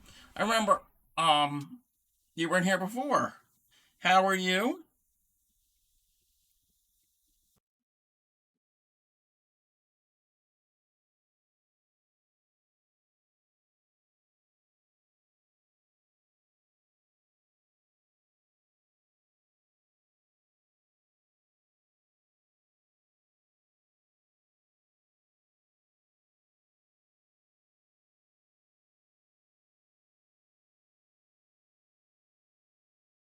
That's good. I'm just working on my shawl project.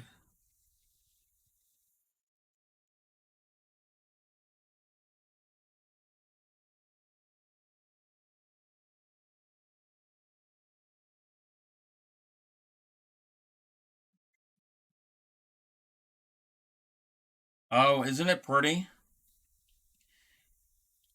I'm using Red Heart Unforgettable in the color Red Sea.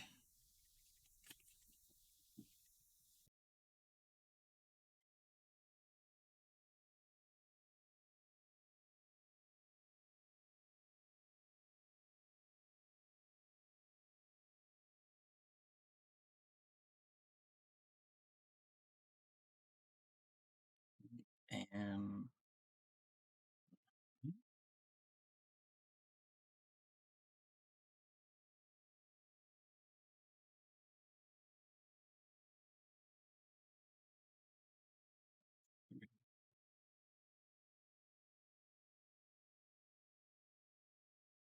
so are you working on anything, Letitia?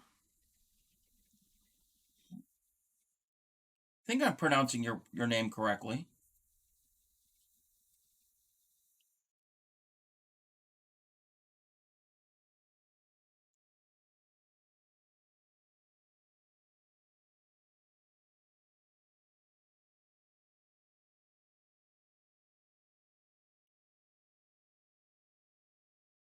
Knitting a dog sweater. Wow.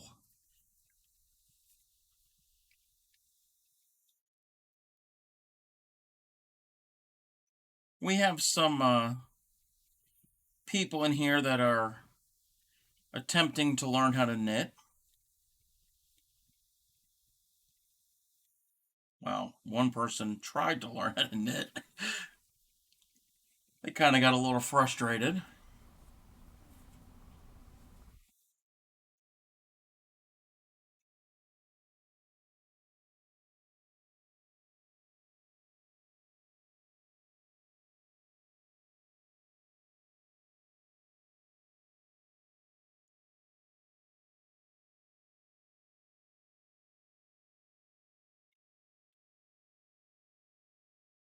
Time to learn how to crochet. Cool.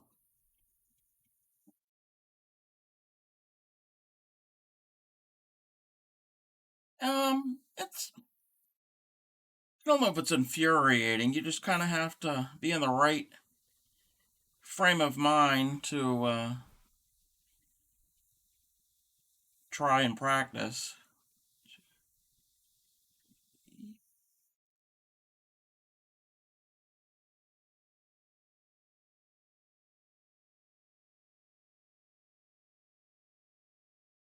Um, I don't know. I don't know if crochet is harder than knitting. You can cast on, but that first row of knit stitches looks like poop. Then everything falls apart. Well, practice, practice, practice.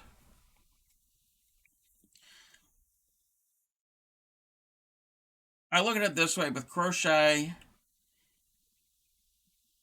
you finish a stitch. When you're done with a stitch, you're done with a stitch. Knitting, you're always going back into the stitches. You're growing the stitches onto each other. Kinda, I guess. That's a bad way of explaining it.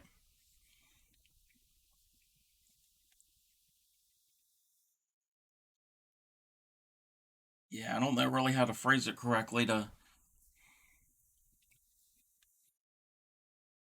basically, you don't have to worry about dropping all your stitches with crochet. You could take it out and take the hook out, and you're good. And if this comes loose, if this the loop goes away, you only lose one stitch. You're not losing a whole row or a whole bunch of stitches further rows down. But they have different looks.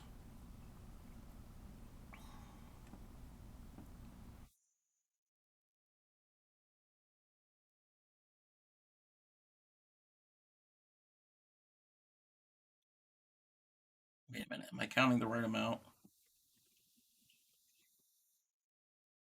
Yep. Wait, let me double check. Because this is important to have the right amount. Yeah, I need one more in here.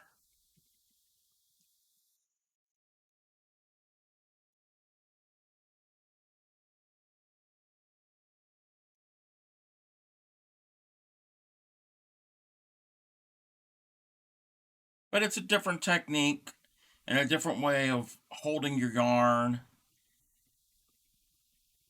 And if all you know is one way to hold the tools, then if you're switching to the other craft, then it's foreign.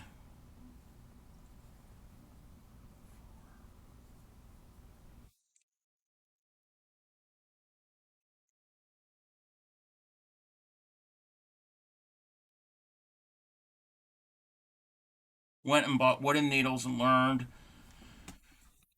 my initial aluminum ones were bad for beginners. Okay. Well, the way I learned was with aluminum. Not all of us can play in the NFL and the NBA. Nor Fairy, have you tried rum before knitting? Not being sarcastic this time. A little wine before doing free motion quilting on a machine relaxes me, allowed shoulders to not tense up. Wine is actually suggested by many that teach free motion quilting. Yeah, kind of limbers you up a bit. And now I think I'll be good if a vampire breaks in. Oh, wooden stakes.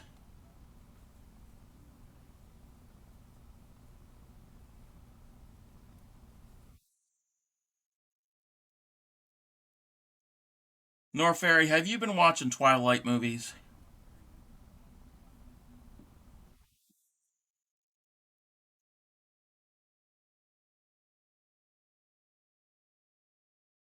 Yep, that's fine. Like I said, take a break and then at some point come back to it.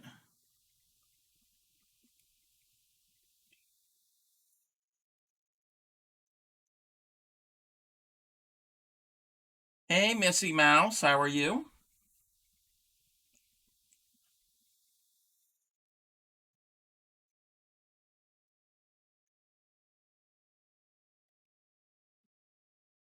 8 and 9.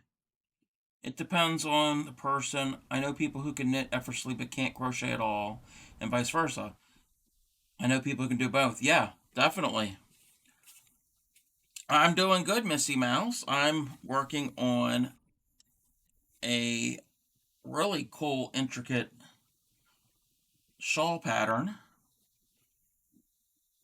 And okay, this is where I gotta go. It's the Fluffy Meringue Shawl by the Crochet Crowd on YouTube.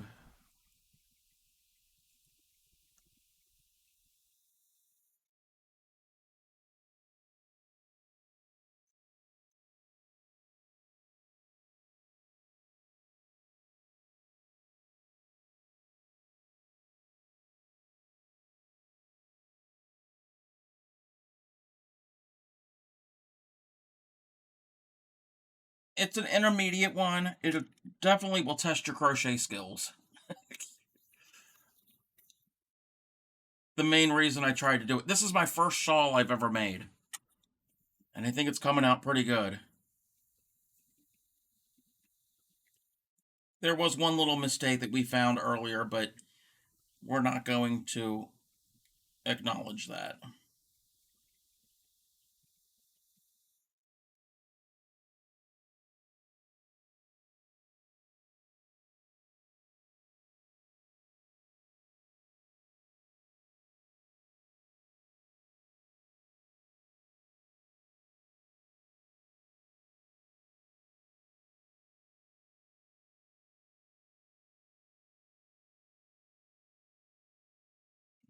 And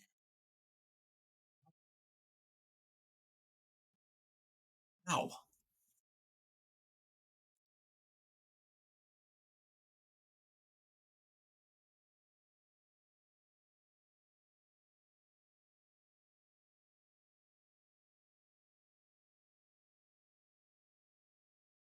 no one ever noticed. It's too pretty to find oopsies. Yep. And it being a busy pattern, you're not going to find it. Hell, I don't even remember where it was. It was on a row, one or two rows back. I don't know where it is.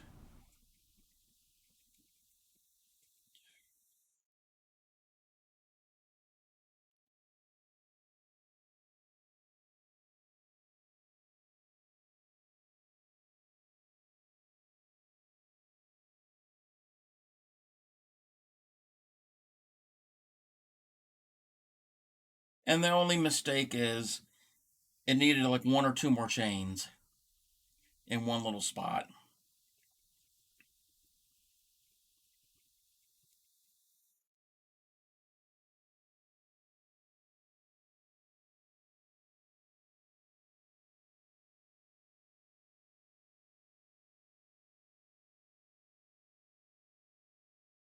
You're crocheting just by the edge of the camera and we can't actually see what you're doing.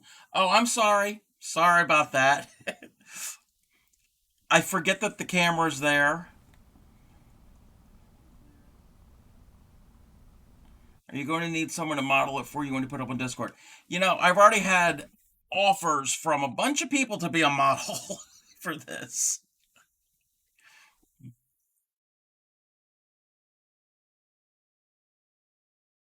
But thank you for the message there, Lady 1241, because no, I was not going for the fact that you couldn't see me crochet. This is and this is upside down. This is the Fluffy Meringue Shawl by the Crochet Crowd on YouTube. And I'm using Red Heart Unforgettable in the color Red Sea. It's super, super soft and snuggly.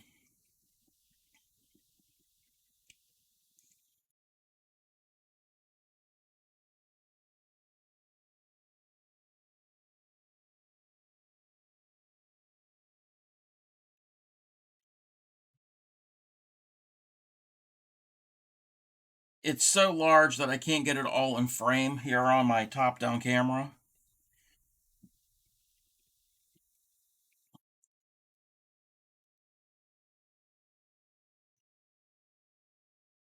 It's gotten to the point where it's getting wider.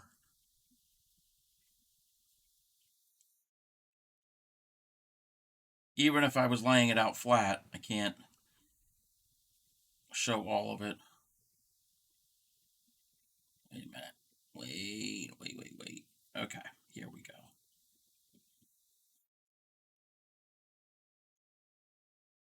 I did not have anything planned.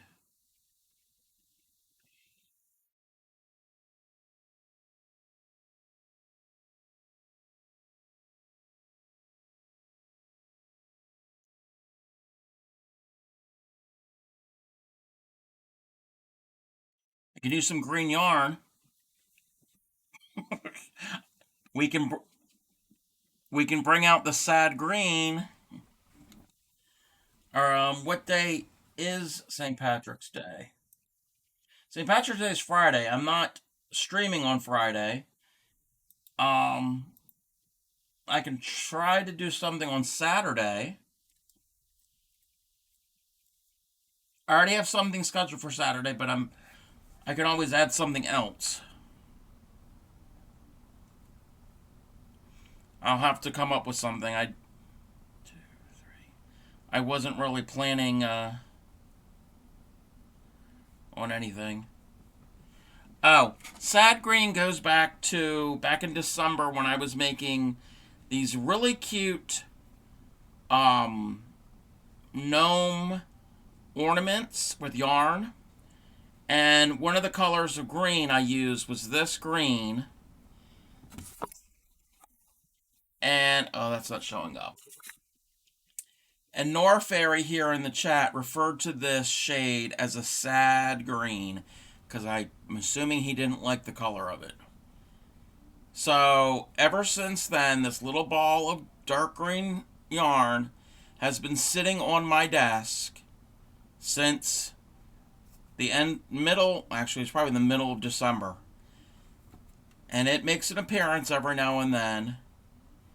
Yeah, it's more of a mossy green, I would say.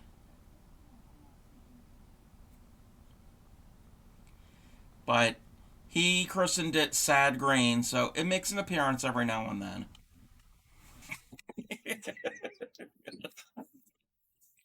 It doesn't go into my yarn stash. It has a home right here on my desk.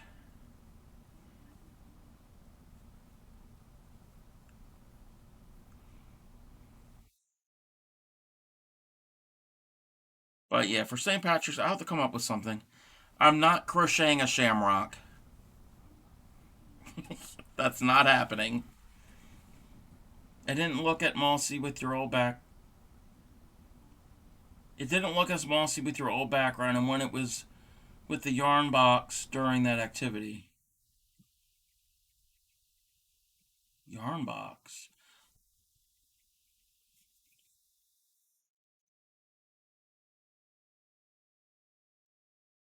I'd have to go back to that video on YouTube. It is on YouTube.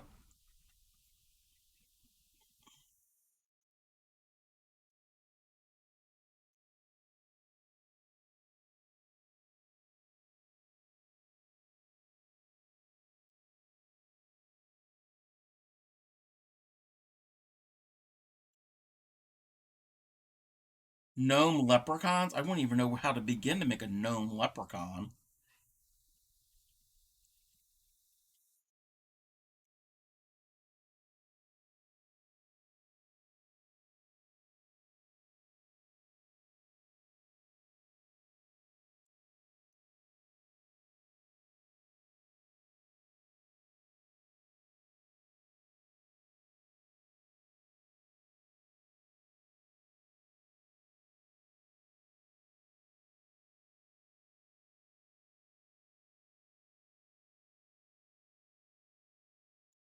But yeah, I will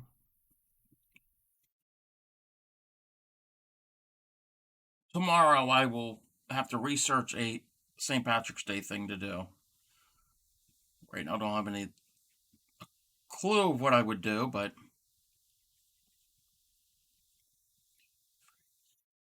that's what tomorrow could be for. It'd be my research day. Sad green needs a friend, maybe a little ball of perky pink.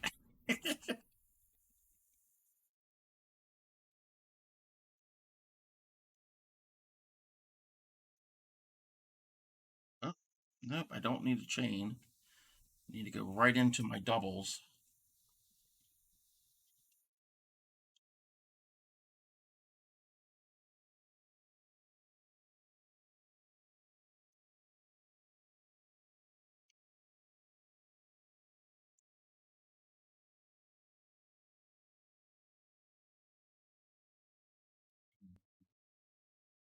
Fine. Oh, you made it to Mark 6 on your temperature blanket. Way to go. You're catching up.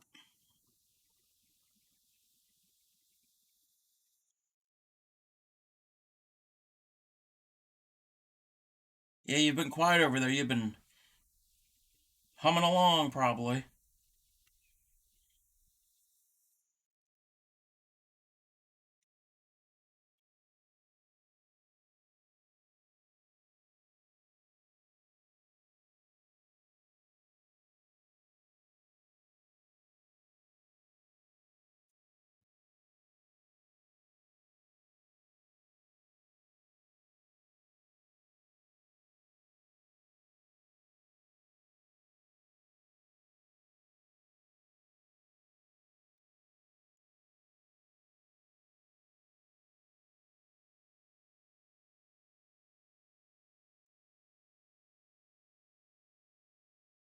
Okay, I'm getting near the end of this row, and then I have one more row for this repeat.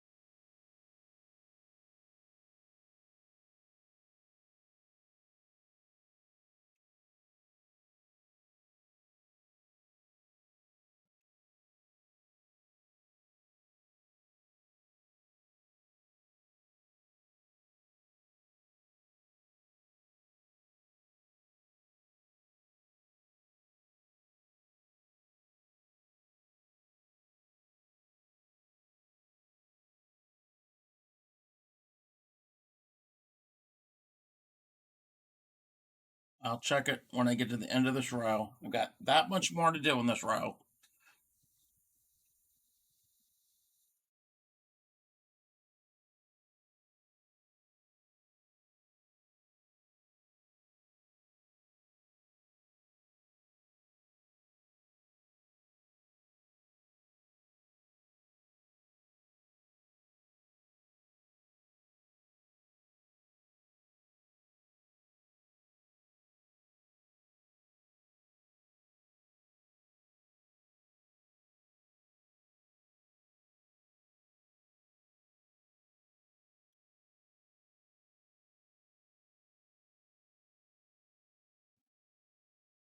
Wait a minute. Make separate. Going to separate the colors and individual squares and connect them in some kind. Oh, cool. Hold on. Let me just double check something. Okay, we're good. Make certain it match the other side.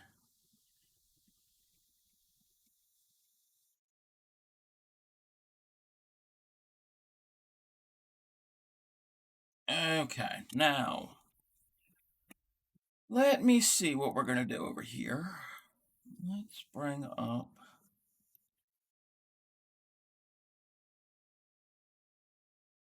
Okay, a new granny square thing. I like that color of yarn. Cool. Are you good? You said you're gonna do. Oh, you're gonna separate the colors on. Okay, and connect them. Okay, so you're gonna separate the pattern, the colors from that ball of yarn.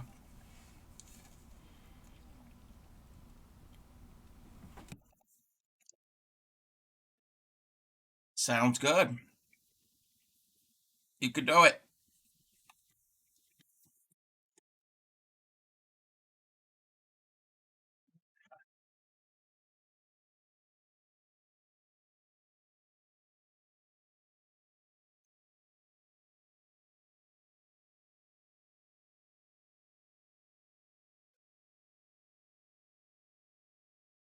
Now it's getting to the size where it's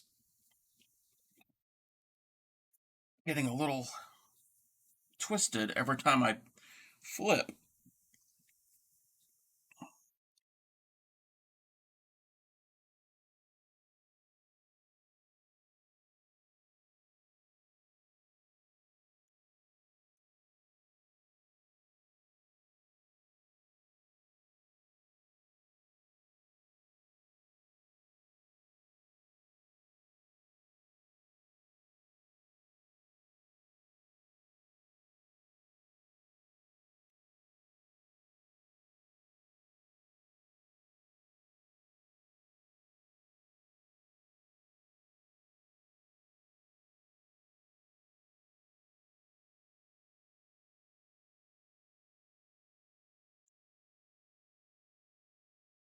Yeah. What yarn is that? I mean, it's a cake of some sort. Is that a Karen cake?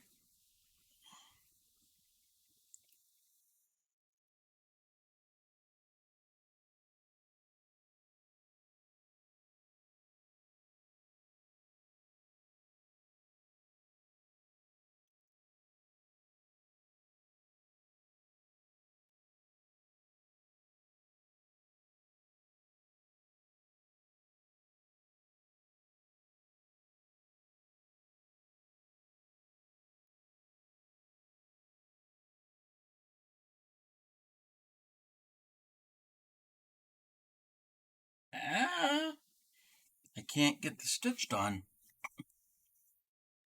It's happening a lot tonight.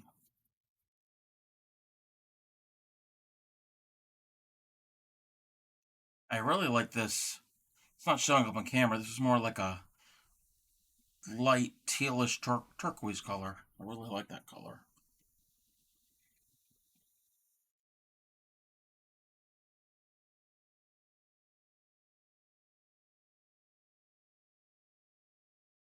Double check.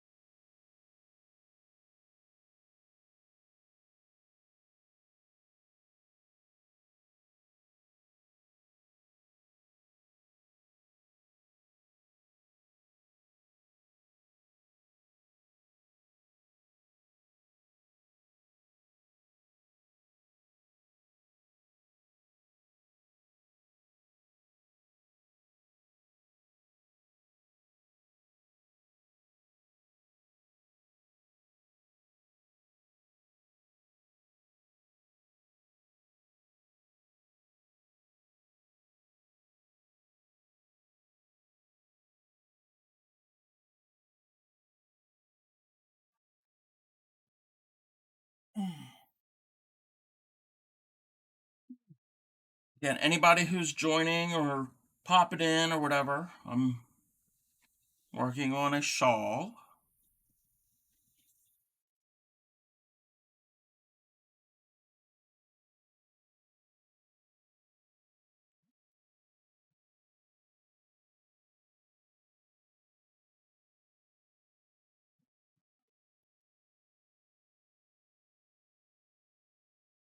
Oh, nice, Cinder Crojo. I like those colors. She posted in Discord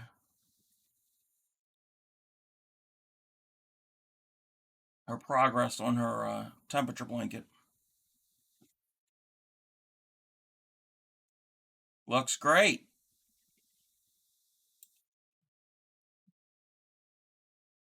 You over here.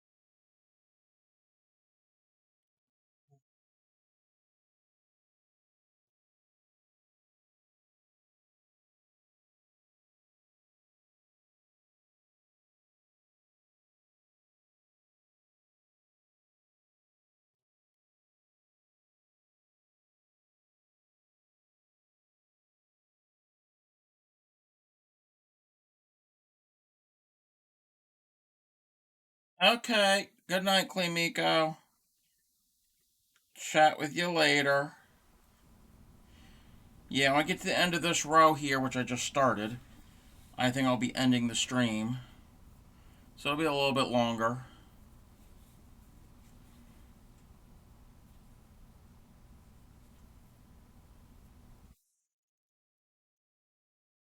Just want to get basically this last repeat done.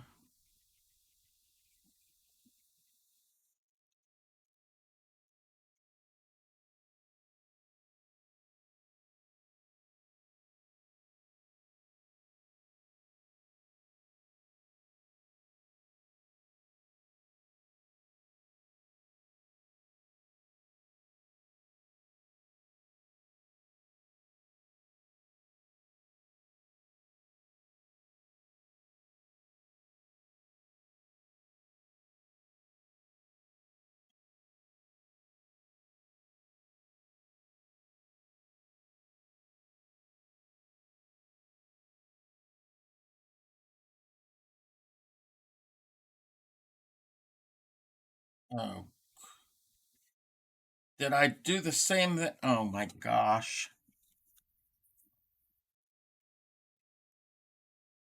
I gotta pay more attention.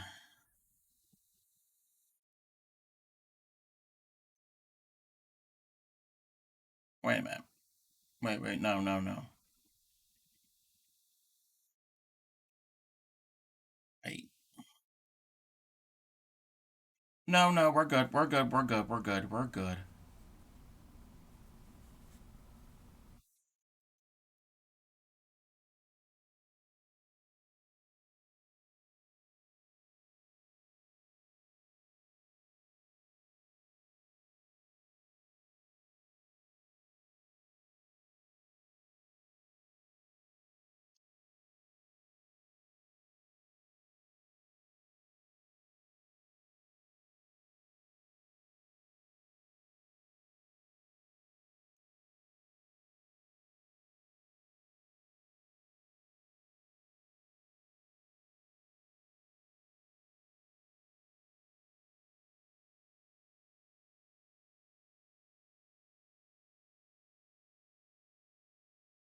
Ah, come on. In that last stitch there.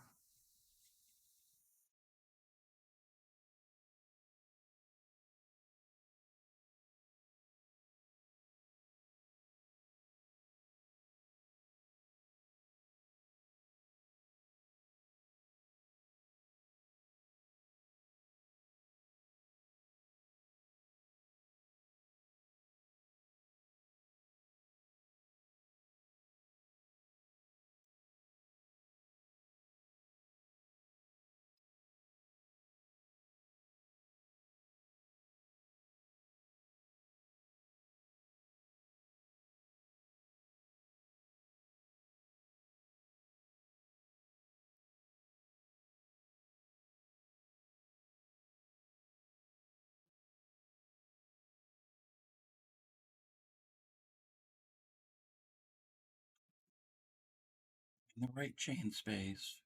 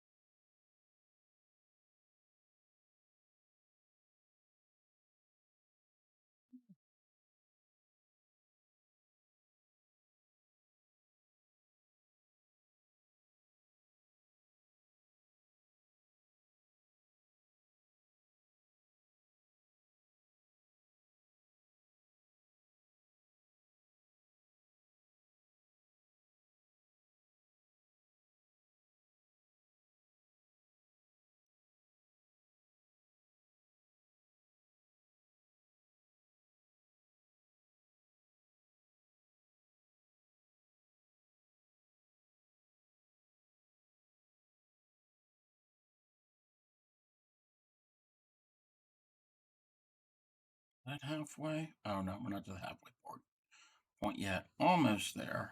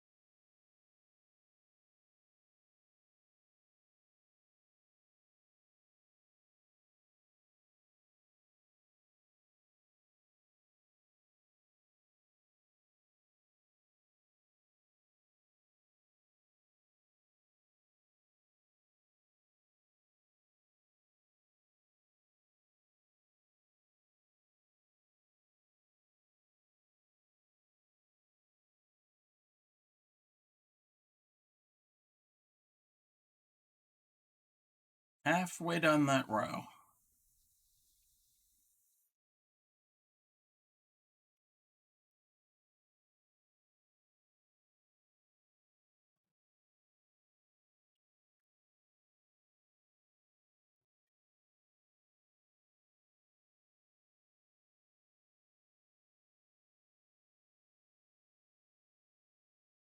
I'm not certain.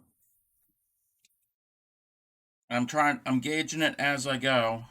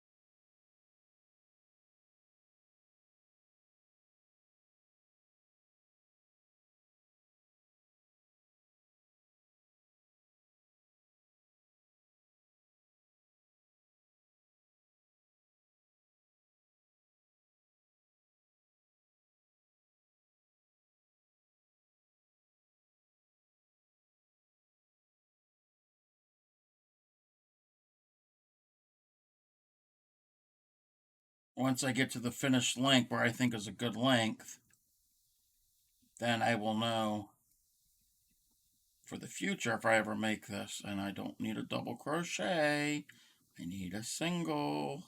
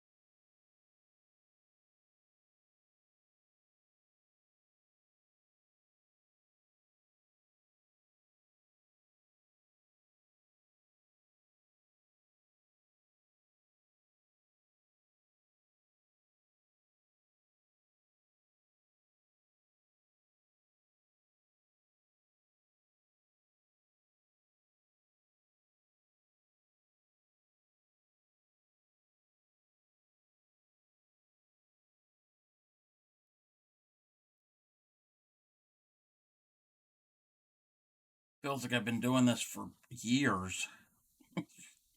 The same project.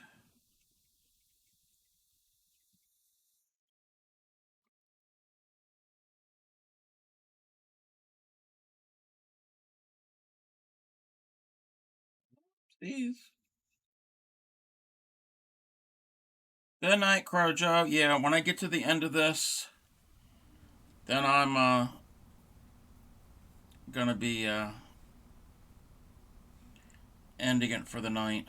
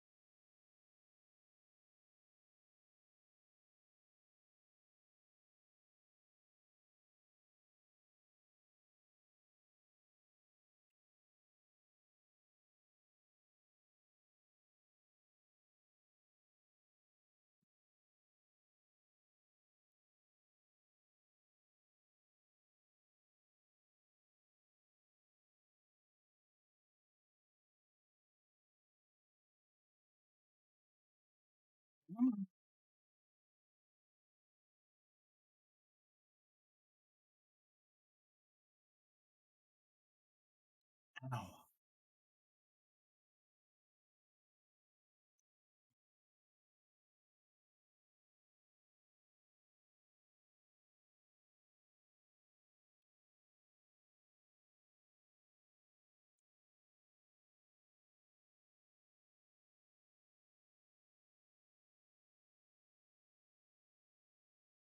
Couple more.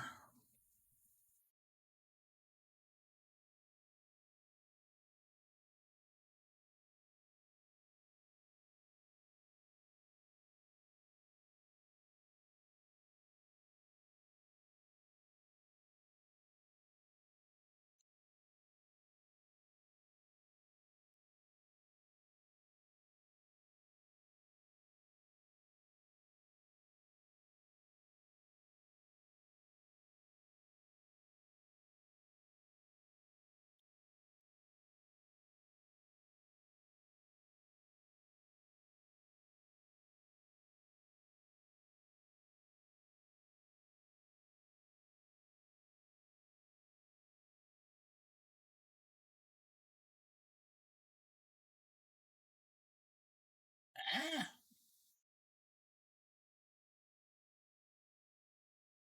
Keep making that noise because I keep missing stitches.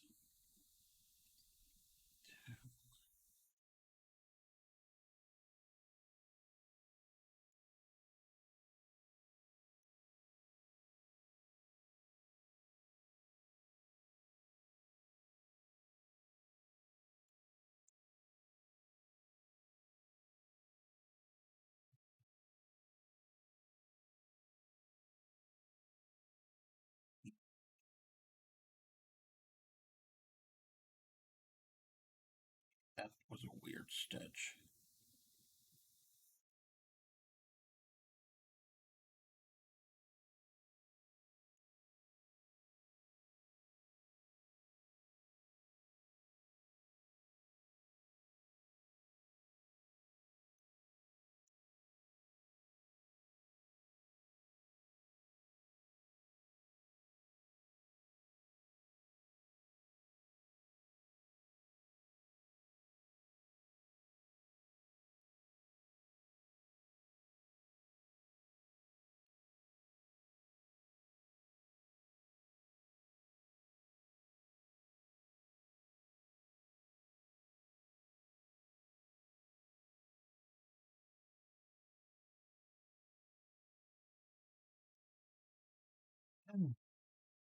almost there for this repeat.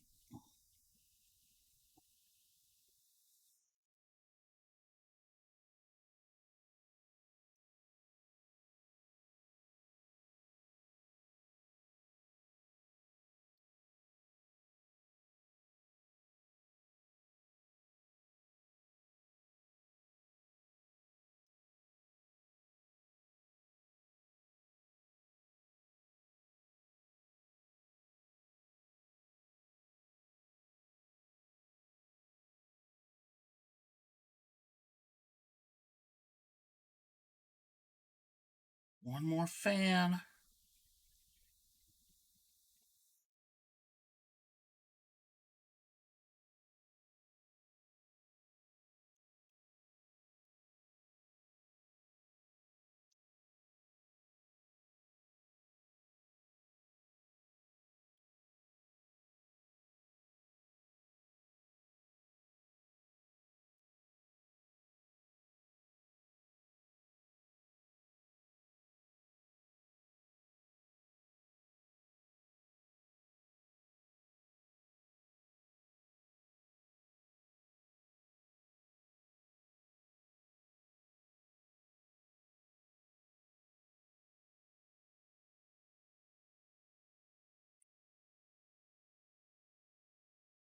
All right, so now I'm going to measure to see how far we have.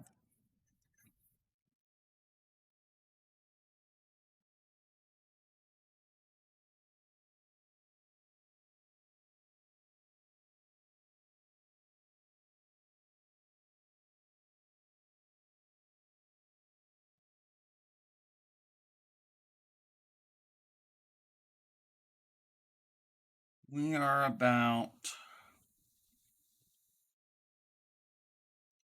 what's 29 and 29? 58? We're about 58 inches wide. And it should be about 29 inches long. We'll just measure that.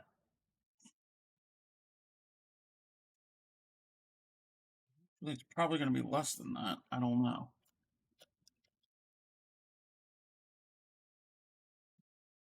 It's about 27 and a half. For some reason, it's a little bit shorter than it is wider per half. Doing